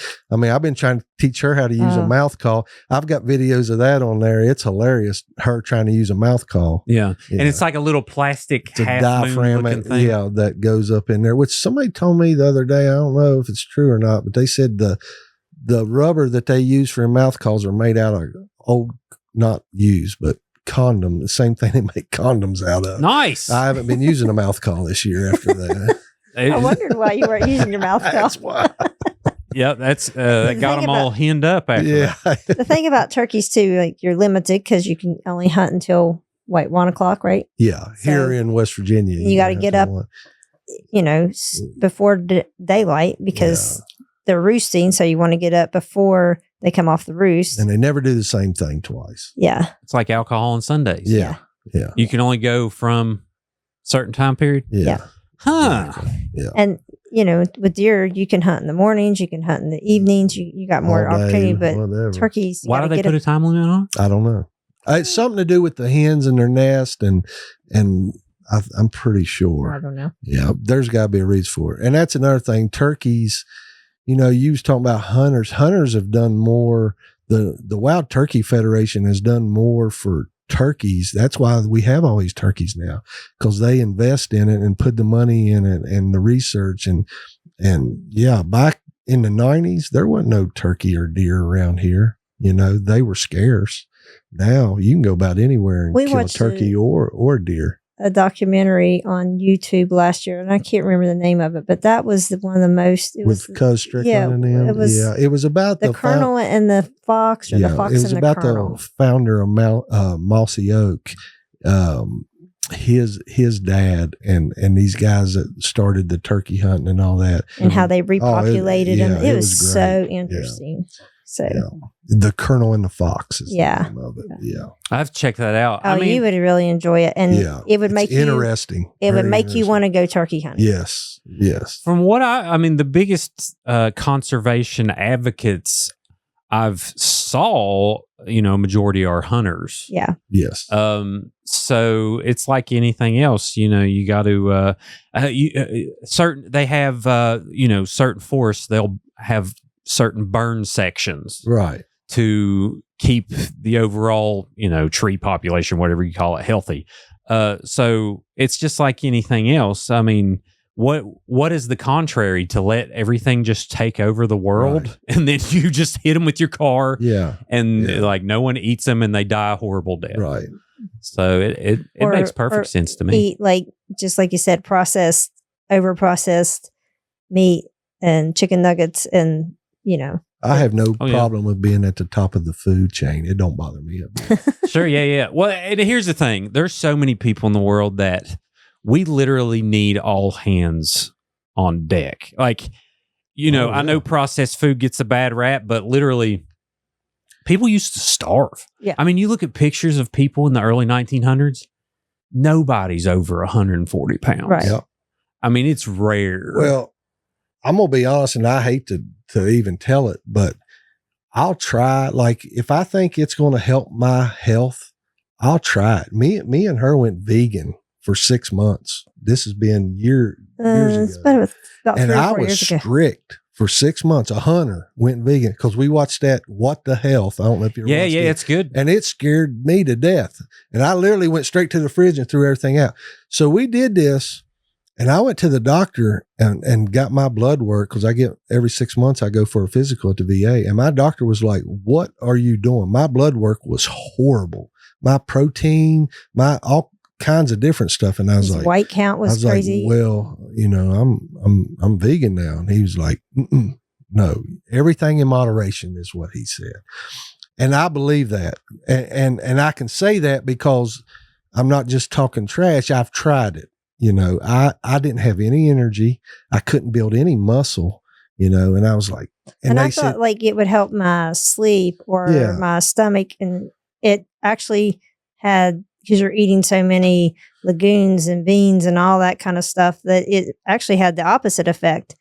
I mean, I lost all my muscle, but I was like, it was definitely not for me. Yeah, yeah. Well, I mean, and of course, everybody's different, but I think, and listen, I'm a moron. Let's disclaimer, I'm a moron. But I think everyone's body gets used to a certain thing for such a long period of time. And then when they change diets, they sometimes see a good benefit that ultimately will plateau eventually. Right. And then they'll be like, what the crap? But, that's just, I think it's so much more complicated than we like to imagine. But of course, in the grand scheme of things, first off, it tastes better usually. But if you have a plate of game meat and then a plate of processed food, the game meat's going to be better for you. I think we all can agree.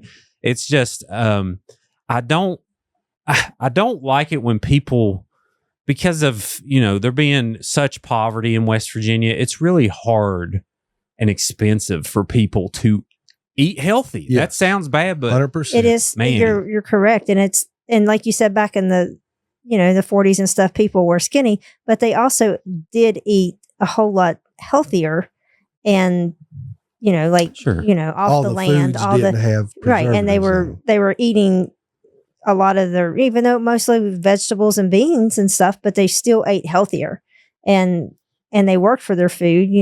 I just feel like it's sad that you have to pay more to eat what my mom and dad and them raised on, just was out of the garden, but now it's organic or it's whatever.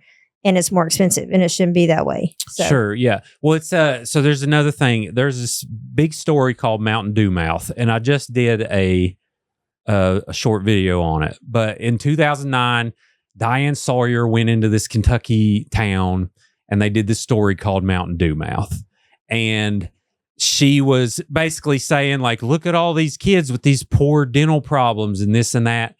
And then that kind of coined a phrase on Appalachia for kids having Mountain Dew mouth and having bad teeth and everything.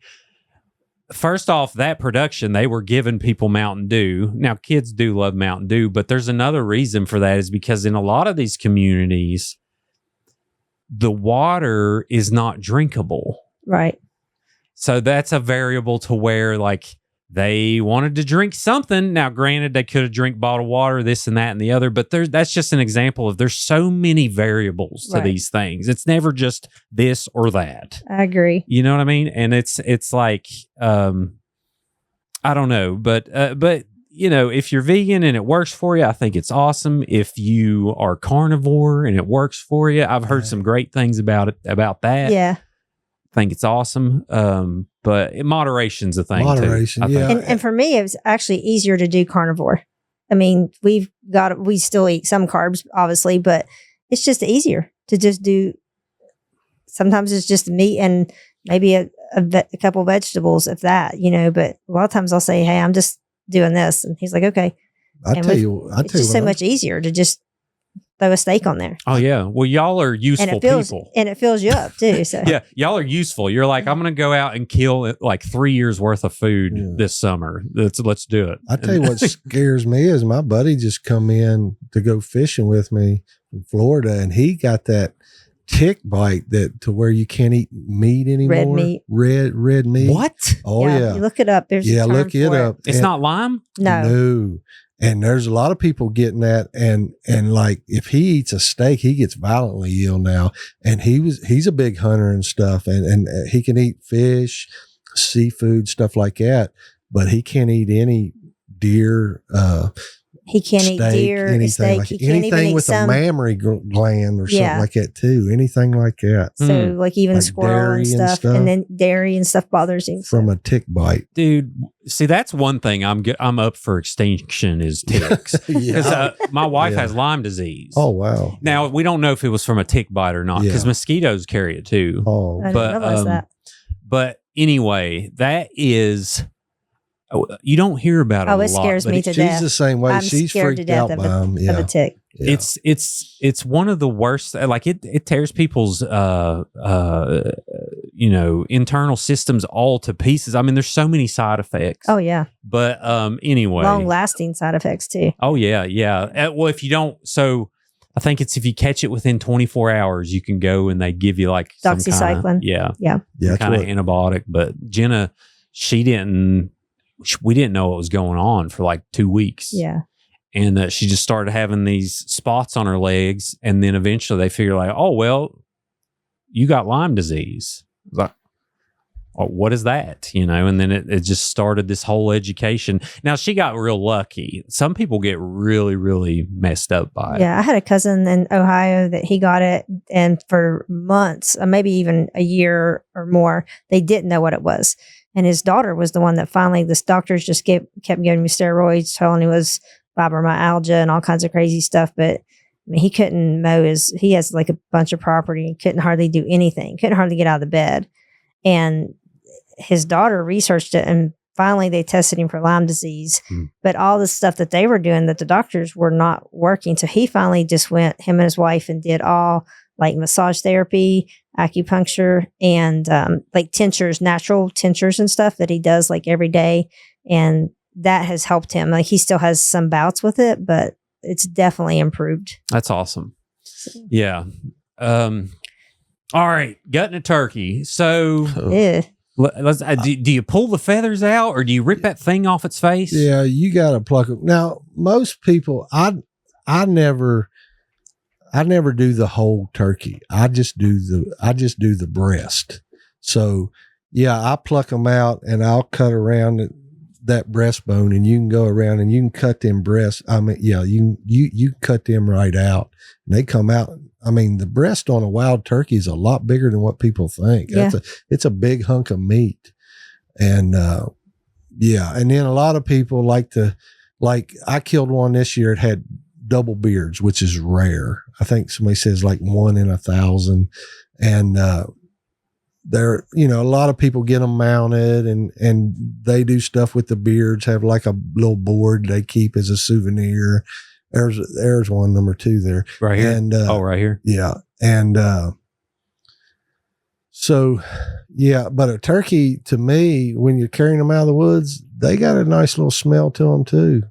And their But- spurs on them are huge. And sharp. Yeah. Spurs. Like yeah. on their Like claw- talons? their talons. Yeah, and that's another way guys will, well, you shot a turkey, how big a spurs it have on it, like a big buck, I don't care about that stuff. I like one, I like to have a big beard. You can tell it's a mature bird by the, if its beard is 10, 11 inches long.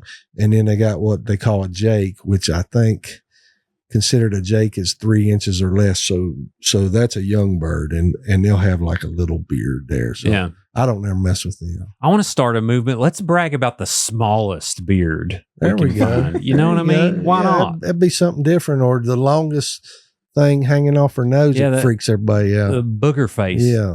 Whatever that is. That's a hideous looking creature right there. But they're so It's cool terrifying. when you Dude, see them and they fan out. Yeah, in they're front of you. beautiful when Oh, they're it's fanned out and they're cool. coming in and they're gobbling. strutting. And it'll just get you going. I mean, turkey hunting's right up there with deer hunting I love Like it. I feel like he's I going to throw love me it. out of the blind sometimes trying to. I get a little excited. He keeps telling me, "Be quiet, hold still, be quiet, hold still," and then he's like throwing the chairs, and I'm like, I can't. What I mean, happened to if that ever quiet and hold stops, I'm gonna still? quit hunting. Yeah. Like if I ever quit getting excited, that's when I'm done, because I know, it's over with. That's great. I never thought I'd be able to do this on this show, but have y'all ever seen a microscopic picture of an earthworm's face? Well, no. Okay.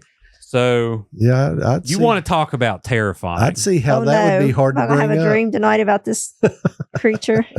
face, Oh wow, is that Ew. for real? dude. It is for That's an real, earthworm's dude. face. Yes. Oh That's wow, disgusting. look that at this is freaking crazy. thing, dude. It's straight out of Tremors, dude. Oh my goodness. I'm gonna hit everyone in the audience. Trigger warning. Bam. How there have it I is. never seen that? Wow. Have you looked at an earthworm really close before? Well, not that close, obviously. Okay. I mean, dude. Is that They have teeth? teeth? Yeah. I mean, it can't bite you, obviously, Right. but it's got to bite the dirt. Yeah, whatever. It's This is apparently how it does. But yeah, just think if you're Oh my listening to gosh. the podcast, just think of the movie Tremors, and there you go. Yeah, I don't know if y'all remember that movie, but Yeah. it's a great movie. It was Kevin Mm. Bacon. yeah. All right. Wow. So what are the differences in gutting a bear? They don't have that little piss leg thing. No, yeah, Okay. the Tarsal gland. Yeah, the tarsal gland. but the piss leg thing, that's good too. Tarsal gland. I don't No, think we have to beat yeah. piss. Other than that, as far as my knowledge, it's pretty much the same. It's just a bear. It's just bigger. And they're, Yeah, and it's you can cut that little sack. It's got a little sack. And they're kind of like they don't have long legs, like a deer does. So they're trying to maneuver them. I Yeah. thought was harder. So I don't process my own bear. I take it to a guy in Oak Hill, but I do my own deer. But if you've ever seen a bear skinned and just hanging out like you would skin a deer and leave it to hang so the meat would season or whatever, it kind of looks like a human hanging there. It freaks me Yeah. out a little bit. Hmm. Yeah. So I let somebody else do Without do that. the without the fur and stuff. Without Yeah. the fur. Yeah, it's kind of weird, man. I killed the biggest bear I ever killed. I killed it in Fett County down towards Cotton Hill, and it was big. I didn't weigh it, but it was so big I couldn't get it out of the woods. I had to bring it out in pieces. So its head, this sounds kind of gross, but its head weighed 50 pounds. Dude, That's how big this bear was. It was a gigantic bear. And that's like a medicine ball. Should have took it home. Yeah, yeah. Oh, it's the Yeah. skulls laying on his Yeah. dresser. Oh, nice. Yeah. Okay. Yeah, I got a full rut hat on it. But anyways, this thing was gigantic. So we had to bring it out like you do an elk or something out west, But I carried that my buddy was like, "Why are you taking the head?" I said, "Oh, I'm keeping this head. This I'm boiling this down. This skull's going on my dresser." But man, that thing was gigantic. You boil it down to keep the skull? How does that work? It just, you get a boiling pot of water and just let it boil. Actually, I had a guy do it and they put some kind of chemical in there, some kind of bleaching. It's called bleaching it or whatever. Mm-hmm. And then everything will just boil out of there, all the brains and the eyes and all that. So then you're just left with the bleached skull, which is kind of cool. Yeah. And then there's one way you could do it. They do it with some kind of grub or something. You put it in this thing and it's got these grubs and they'll eat it all Ugh. until it's just a skull, maybe them night crawlers. I don't know. Yeah. Oh man, I'd say. But I mean, that sounds, that sounds one with the food chain. Like let something else chew the stuff. Yeah. Yeah, that makes sense. Everybody's got to eat. Yeah. So this may be a dumb question. Can you tell if it's a bear or a girl deer before you kill it? Like, a deer, I can tell. Or wait, no. A boy or a girl. oh bear. yeah, that was dumb. The bear. Like, can you tell if I it's can't. I mean, there's going to Okay. be people say, yeah, I can tell if it's a sow or obviously if a big bear comes in with two cubs, it's a sow. And I don't think it's even legal to kill a sow with cubs. So, but if it's by itself, I really don't know until I flip it over and find out. So you cut the dinghy off first? Yeah. Okay. I always get that out of the way. I feel like that's a crucial part. Can you make it a hot dog? Make what a hot dog? I'm trying to figure out ways to use the whole bear, and I'm wondering what happens. Well, I don't know what you can do. I know. I wouldn't eat it. I know with a raccoon, people make earrings out of their Okay. And toothpicks. Yeah, and toothpicks. Hold on. A coon pecker. They make toothpicks out of Yeah, because it's like a hard.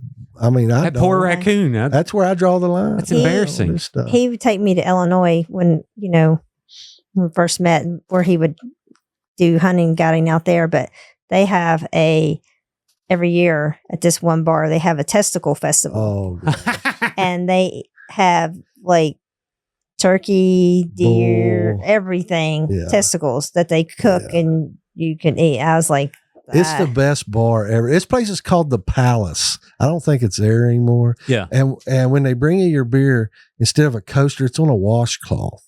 Okay. And then you're sitting there, I'm sitting there, and there's all these guns in there. And I'm like, what are all the guns for? And she's like, you want to buy a gun? And I'm like, so you're telling me I can get a shot of tequila and a shotgun? She said, if your background passes. And I'm like, wow. What kind of place am I in here? West by God, Virginia. no, this is in Illinois. Illinois. Yeah. Okay, I missed And that then, part. so then they have the testicle festival. I see that sign. I said, oh yeah, we got to check this out. And it was a big event. They had all these bands and stuff. So when I took her, we're going down this line. They got them all in these crock pots where she's dipping them out, and she's making this face. And she said, baby, I don't think I can do it.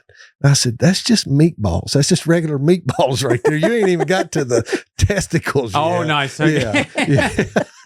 Yeah, it's pretty disgusting. Was it like oysters? Well, and they got mountain oysters Yeah. is the nickname. I'm but- going to be honest. The turkey, the little turkey balls that they deep fried, they were like popping M&Ms or something, but just little pieces of meat. It was good. Right. I mean, I ain't going to say it was. I guess if you put enough flour and butter and salt and pepper on anything, beer. it tastes good. Yeah. Turkeys have testicles? I mean, I guess it makes sense. Yeah, I guess. I mean, It's a male. Everything's got a testicle. Well, I mean, like, so there's no animals that like have babies like how plants do. I'm assuming that they all like spiders. Well, no, spiders. We actually made babies in the studio. Oh wow! So spiders actually, the In this Barry White studio? kicks on. You Yeah, may not want to tell her. That's the only thing she's scared of. yeah. We made Spiders. tarantula babies. Oh, I'm known as yeah, Unk she's right now. out on that one. Oh. In the studio. Shout out to tie-dyed tarantula in Princeton. But anyway, man, this is a real education. I really appreciate we've taken this conversation all over the place. But before you leave, we've passed 2 hours. Oh wow! You told me you had a ghost story, and I can't leave Yeah. So without you telling that. So yeah, I figured you would like it. So Kelly can help me with this too. So we're out in Illinois, and the area that we're in is Calhoun County, Illinois. Sorry, it's rural as all get out, and the town we're in is Hardin. So there's the population is like 1,000 people. There's not a stoplight in the county. So it's all old generational farmers and stuff. So the house that we stayed in was 1800s or something. And I forget the name of the family that lived there. What do you remember? But anyways, there was a story that there was a murder there and blah, blah, blah. But the old man that lived there would wear overalls like a farmer would with it. Well, I didn't hear this story prior to what happened. So I'm there before. This is prior to This him is meeting, prior to her. even though So I'm there before any of the hunters came, and I'm sleeping there, and I'm up there in bed. And like I said before with the coyote story, you ever know when somebody's looking at you? So I open my eyes, and there's an old man standing over me. It gives me chills just talking about it. And he's looking at me, and I go like that, and I go back in the bed, and he's gone. So I didn't tell nobody about this because I was like, nobody's gonna believe this. So I didn't tell nobody.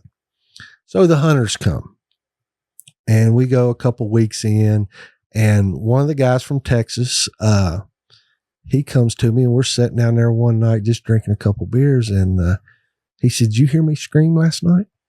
And I was like, "No, what are you screaming about? You fall out of bed or not?" He's like, "I woke up and there was an old man standing over top of me."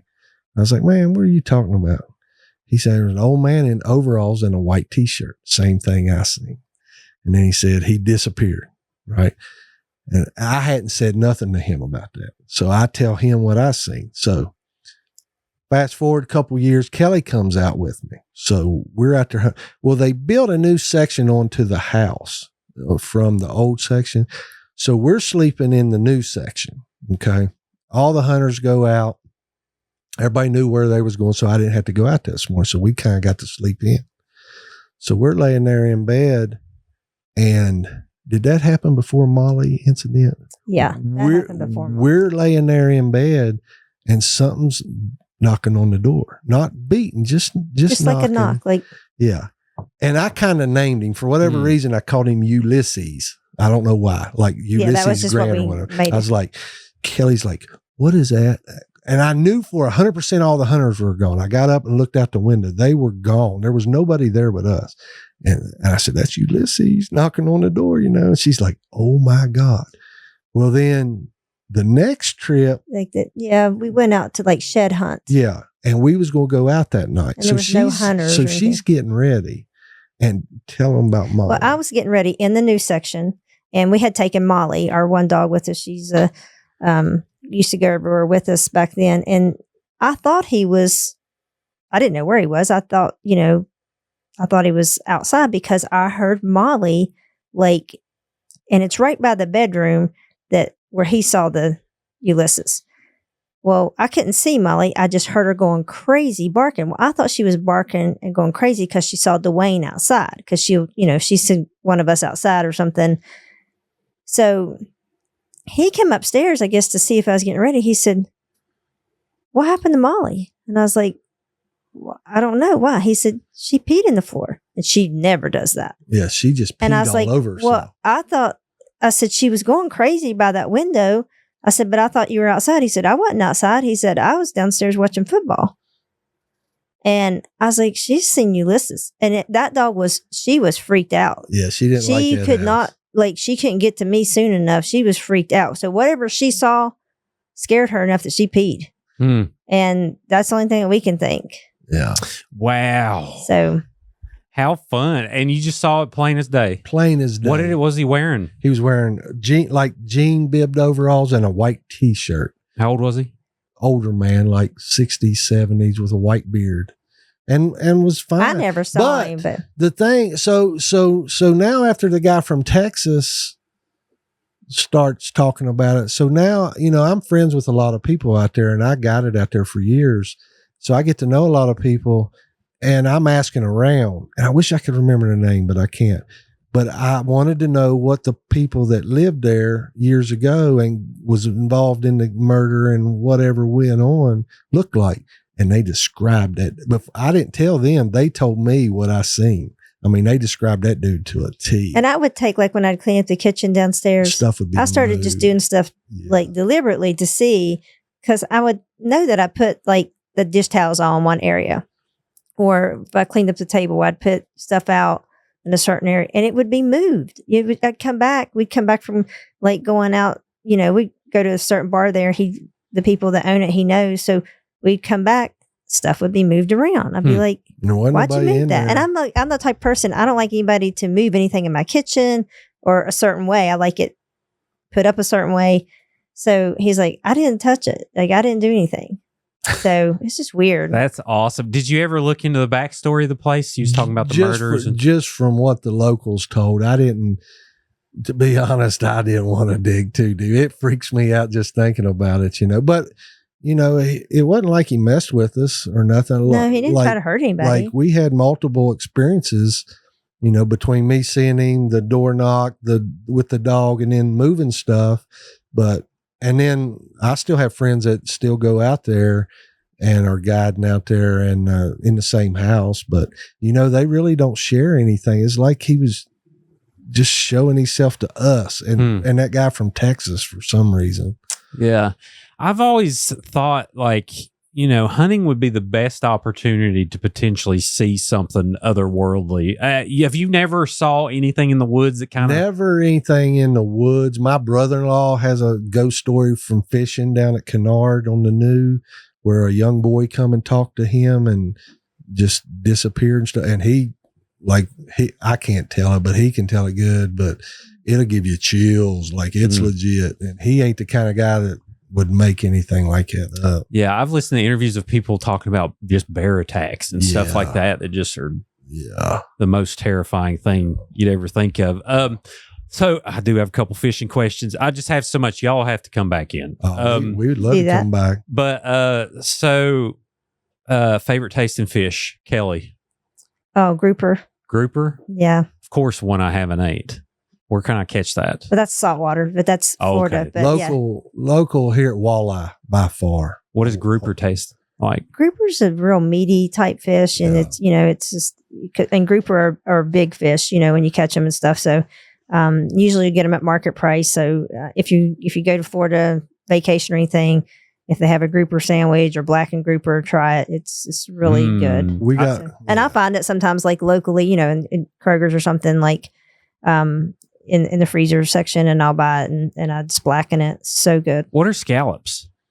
Scallops are a mussel, like a. Okay, so that's not no kind of fish. No, it's not a fish, Okay. but it's still like seafood. So. That's like my favorite seafood. We got spoiled. My last 3 years I worked, I was in Brunswick, Georgia as an instructor down there at the academy.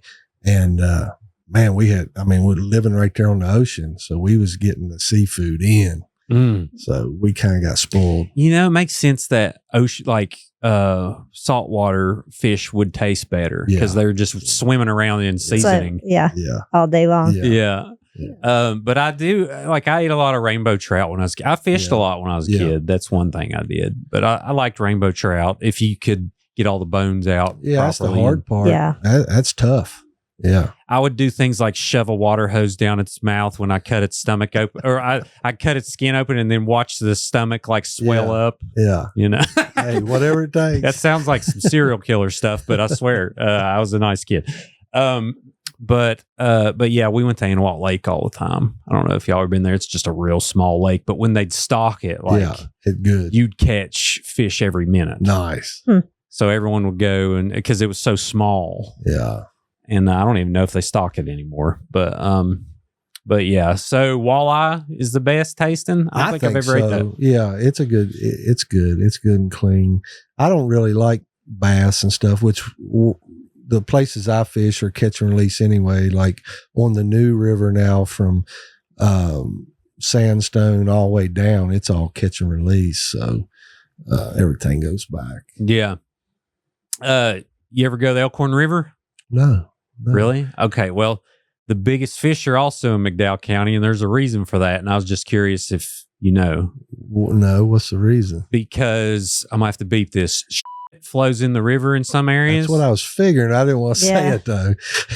And they're well fed, but it's internationally known that it's one of the best rivers to fish in for trout. Right. But never eat it. Yeah. No. Which is kind of, because everyone that I see walking down there that's from out of town, I'll be like, did you eat it? And they'll be like, boys, it'd just be like a whole inside joke. Yeah. Which, I mean, it's kind of sad, but not, at least they're known for something there. But, and I love McDowell County, but they have a lot of infrastructure problems. I think everyone knows definitely that. She's a big fan. Every time we go down there to hunt, she said if they would just embrace tourism here, McDowell Clean County up those streams and rivers. Clean, just a little bit of cleaning up. It's beautiful down there. Them mountains are beautiful. Yeah, and there's a lot of even the town of Welch to me is just intriguing. Cool. Especially like when you see the old pictures from back in the day when the Little streets New were York. full. Yeah. Yes, Yeah. and then just some of the buildings and stuff are still. I mean, it's kind of like Hinton. Like there's things about it that breaks my heart because I see what it probably was and still could be if the interest was there. Oh yeah, well, and it's there. There's a lot of really good people doing good things. It's just there isn't as many, and it's just so hard to get there. Exactly, it's hard to get there, and the resources are limited, and people are moving. Yeah, you know what I mean. But there are a lot of people trying, and it's and we're gonna get there. But it's there's so many things that are happening now, infrastructure wise. It's like you had 1,000 problems to solve. Now you have 1,000 more before we solve those previous problems. You know what I mean? Right. But they'll get there. But yeah, Elkhorn River, bring you a fly rod down there and check it out. I just like I said, is that what runs right through McDowell? pretty much, yeah. It runs right along through Kimball.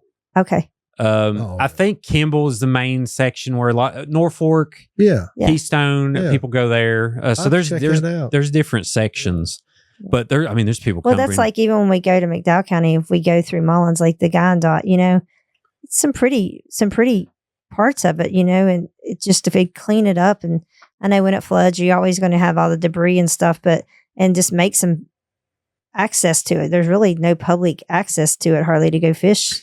Sure. So- Yeah. Well, I mean, it's like anything else. What's the first problem? All right, pipes. We're going to need $1 billion, Yeah. to reroute all this stuff. Right. But like river access has been a thing that a lot of people have been trying to do, and which I think Wyoming County is getting there. They're doing a lot of good. I mean, they're all doing good things. It's just proportionately to the resources they have. Right. But prettiest place on earth. I'll always say that, to anyone. McDowell County is, but because I grew up on Belcher Mountain, and I know there's a lot of deer that was killed up there. Not by me, but there was a squirrel went down. There's that. There is that. I'm telling you, you talk about so like you mentioned, you was talking about controlling your breathing. Well, I'm sitting there with a 22. I could slay a pop can. I was ready. I've been waiting probably 72 days for this freaking squirrel. I just kept going. I had all my camo on. I mean, you don't have to wear camo for squirrel hunting, but I did. Right. I'm borderline, Arnold Schwarzenegger and Predator running around trying to find this squirrel. And finally, a squirrel runs up on the tree and sits there. Its back's facing me. And I said, I'm going to get you some. So, pow, I hit it, falls, hits the ground. I'm with my best friend at the time. Shout out Josh Curry, one of my best friends. And so I said, here, take my gun. So I was going to go get that squirrel because I waited so long to get it. I hand him the gun. I go run over the squirrel. Squirrel starts bear crawling across the woods. And I'm like, oh, it's still going. And Josh popped the gun up, pow, shot it. Went right through its back and out its dinghy. I found out later. I didn't realize that at the time. But then I was going, and then, okay, all right. So he hands me the gun. I take off running. I hit a tree root. Scope comes up, catches me in the eye. Blood starts running all down my face. Squirrel starts moving again. So I raise up, pow, flipped over, feet in the air like a cartoon. It's dead now. I'm sitting there. I got blood all over my face. I bring the squirrel home. My mom's like crying, thinking I'm dead. What's going on? My grandpa takes me out back, and bless his heart, I love him to death. He's the type of person that's like, he probably went hunting once in his life. His grandson said he wants to go hunting. So he's like, all right, I got the guns. Right. I got this, we'll go get the deer urine. We'll go do all, whatever we got to do. So we get there, and he's on the back porch, and there's a picture of me holding this thing by the legs. And we're both kind of trying to figure out how to skin this freaking thing. And I just keep pulling, and the more that went away, I was like, there's only bones left. I think I was ripping the meat off. Yeah, it sounds like. I'm not sure, but I swear it took us an hour and a half. So we get done. Grandma cooks it up, and bless her heart, she's the same way. Never cooked a squirrel, I don't think, since she was a kid, maybe. Her mom did. Right. But baby shot a squirrel. We're going to cook a squirrel. So she cooks the squirrel. I'm sitting there. I'm waiting. I'm watching WVVA. I think it was the guy that was the fastest quick draw in the West. Oh, Stan Sweet. Stan Sweet. Yeah, he's on there giving the weather, and I'm like, oh, I'm going to eat the crap out of this squirrel. It's like 7:45 at night. I've been waiting all day. This was an all-day thing. She hands me the squirrel. It's there. It's, it's little fried nuggets. I eat it. Tastes like and it's nothing against grandma. She done her best. Right. And I was like, you know what? I'm good. Like, I've done my hunting experience. There you go. I did what I set out to do. But maybe one day I'll pick it back up again. So that's my only hunting story. Well, maybe and I'm proud of it. I mean, I about died. We about died out there. If all that happened with a squirrel, I want to take you bear hunting. Oh, yeah. Dude, have you watched Grizzly Man? No. So Grizzly Man is about the guy who, Timothy Treadwell, he would go to Alaska every year, and there's this place where all the grizzly bears live. Was that the guy that ended up getting eaten? Yep. Yes. Yeah, So he they lives did a with whole them. documentary Yeah. on it. Yeah. Werner Herzog, one of the greatest documentaries of all time, did a documentary on it, and he filmed his whole thing. He was shooting like a show, and it is so. Yeah. Go home and watch it. You will. I mean, it's sad, but it's also he kind of asked for it. It's pretty old, right? It's been It's like out a while. 2008. That Yeah, movie came yeah, out, but he yeah. got 8. It was like 2004. Yeah, it sucks, man. But they're wild animals. I Right. mean, you gotta. And give it to him. He made it a long time. He'd go out there and Yeah. spend like 3 months a year, every year for like 10 years. And it finally got him. Finally got him. One got hungry, and That's all it takes. one got hungry, and when they get hungry and they get the drop on you, there's nothing you can do about it. Right. You're just like, I mean, we say like we are top of the food chain, but just because we have guns. Yeah, just because we got the weapons. Yeah. Yeah, that's the only Yeah. reason. That's the only reason, because a grizzly bear, Yeah. I mean, they stand up, they're like 12 foot tall. Yeah. I mean, I won't. Yeah, I don't want no part of it. I'm glad we have black bear here and not grizzly bear. oh yeah. I I mean, don't know how I feel about going out in the woods at 4 Poor in the mountain morning. lions. Oh, those Yeah. freak me out too. are there wolves here? No, I don't think so. See, wolves would be an issue too. Like, because they're hunters, and that's another one too. You can't do nothing about it. Like, Yeah, and mountain lions, you'll have people argue that there are mountain lions, but I'm just hoping there's not mountain lions in Grand Canyon for my hike. yeah, So I did a video on big cats in Appalachia. I swear I heard a black panther when I was a kid. could have. I don't know. I have I mean, people I heard swear something that was loud. Now, You- are bobcats loud? Yeah, they Okay. make us. Yeah. But you ain't the first person that said that.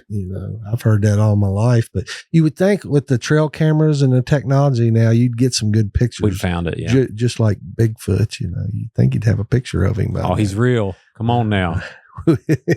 Are y'all believers? No. No, Nah, I'm not not. really. We I'm went kinda camping neutral, last like- Hey, year. nobody's perfect. We went camping last year at Watoga, and there was a bunch of people there. And I'm a people guy, and I get to talking to them. I said, "What are all y'all doing?" Well, they was doing that Bigfoot chaser show there, so all them people were there.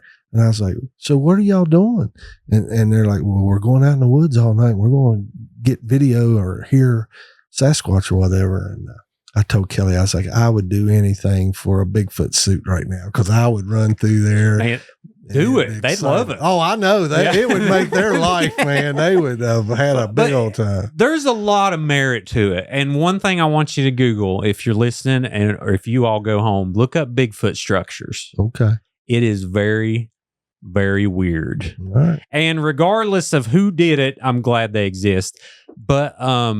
But yeah, in the age of technology, you would think we would run into some good Yeah, but you never know. evidence. I mean, I like to believe, but mainly because it's fun. But some people get really. Oh, yeah. If I see one, it's going on full rut. I guarantee you that. Oh, yeah.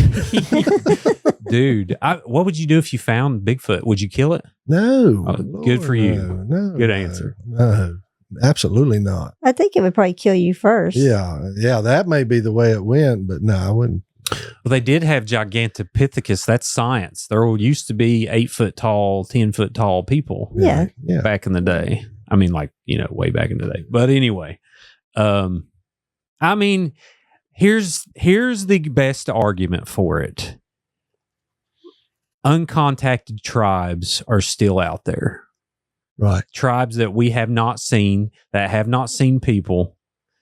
We're still finding them. So I guess that's the biggest argument for me. Now, granted, in the United States, that's not a thing. A lot of people would argue outside of Appalachia that there's uncontacted tribes here. Right. Yeah. But, yeah. that's just them being mean. But I don't know. That's my best argument. And also, the Marianas Trench in the ocean, we don't know. We've never been to the bottom of it. Right. Now, maybe James Cameron did get down to the bottom, the guy who did Titanic. But anyways, there's so many places unexplored. And I just like to think that like maybe somewhere there is a beast that could, chew us up in one bite. I just think that's fun to think about, but maybe not. I don't know. Anyway. All right. Well, I think we're good. What all we plugging? Tell people where they can find you. We got Full Rut on Facebook. Full Rut on Facebook, at Full Rut all day long on YouTube. Instagram, it's just Full Rut. It's all linked. But mainly we're on Facebook, and we're just gonna keep on keeping on, keep on doing it until it's constantly evolving though, it's went from hunting videos to more fun to more, it's went to pictures. So I'm sure it'll keep on doing that. Yep. Since you've been here, you've gained 8,000 followers. Wow. Yeah. So that, I wish I knew what I was doing, but whatever. I mean, whatever it is, people I guess. I don't know. Help me with a schedule. What's your screen time?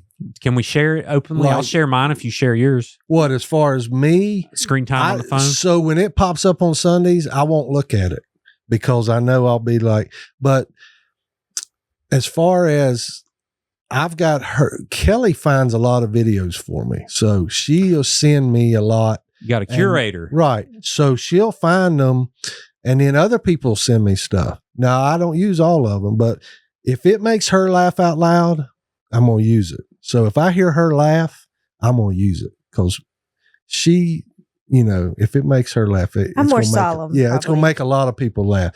Now me, I mean, I was in the Marine Corps and worked in a prison. Well, she worked in a prison too, but I got kind of dark sense of humor, so I can't use everything. But so I'm not on it a whole lot. I try not because I want to be outside hunting and fishing. So I'm out a lot of times just filming and showing people this state. Like that's part of it too that I haven't talked about. People have a misconception about Southern West Virginia. And my buddy had just come up from Florida, who's a true Floridian. He was like, man, if I could live anywhere else, it'd be right here. He's like, this place is beautiful. So we're trying to bring that too. Oh yeah, man. There's so many, I just can't stand a lazy story that just says, oh, well, this region is this one thing. No. I mean, it's so much so much more complicated in a beautiful way than that. There's so much to offer here, just like where we live. You got the mountain climber, the rock climbers, you got the river rafters, you got the fishermen, and everybody's just jumbled in, but everybody's out doing their thing and enjoying it. Yeah. And the biggest problem now is having enough toilets for, which is a good problem to have. And making the trails wide enough, there's overpopulation happening now, which is crazy to think. I mean, houses selling in Fayetteville, y'all know. I'm sure y'all have seen these houses. Yeah. You probably watched your market value just go we got in the perfect time with our house. It was 2018 before COVID. Like you couldn't touch our house now. Yeah. Yeah. Oh, during COVID, they had everyone from outside buying houses sight unseen because they're so cheap to them. Right. Yeah. And then that shot the local market up. And it's sad in a way that locals can't buy houses now. Right. Because they can't afford them. You know what I mean? So now we're running into that issue. But yeah, anyway, I mean, with progress comes those type of problems. But anyway, yeah, it's beautiful. Come visit. Don't talk junk. And mainly, check out Full Rut on Facebook, everybody. Absolutely. Yes, please. Yeah. Check it out. And I know I love it. And I'm very inspired by your all's growth. And I'm so glad to know you now. I feel like, I can text Dwayne and be like, hey, man, so like, I'm going to Walmart. I want to kill the biggest buck I can possibly find. Give me a shopping list. There and then you you'd go. be like, here. Absolutely. Yeah. Absolutely. Awesome. Well, cool. Thank y'all. Thank everyone you. else. Thank you for having us. Yeah. Thank you. And everyone else out there, be sure to like this video and subscribe to Creepalachia if you haven't already. And don't forget, we are on Facebook and on TikTok and Instagram and also on Apple and Spotify. And if you're listening to the audio only version, be sure to take a minute and leave a review. Those reviews really help the show be found. And last but not least, most people who listen know what I'm getting ready to say, which is long live Appalachia.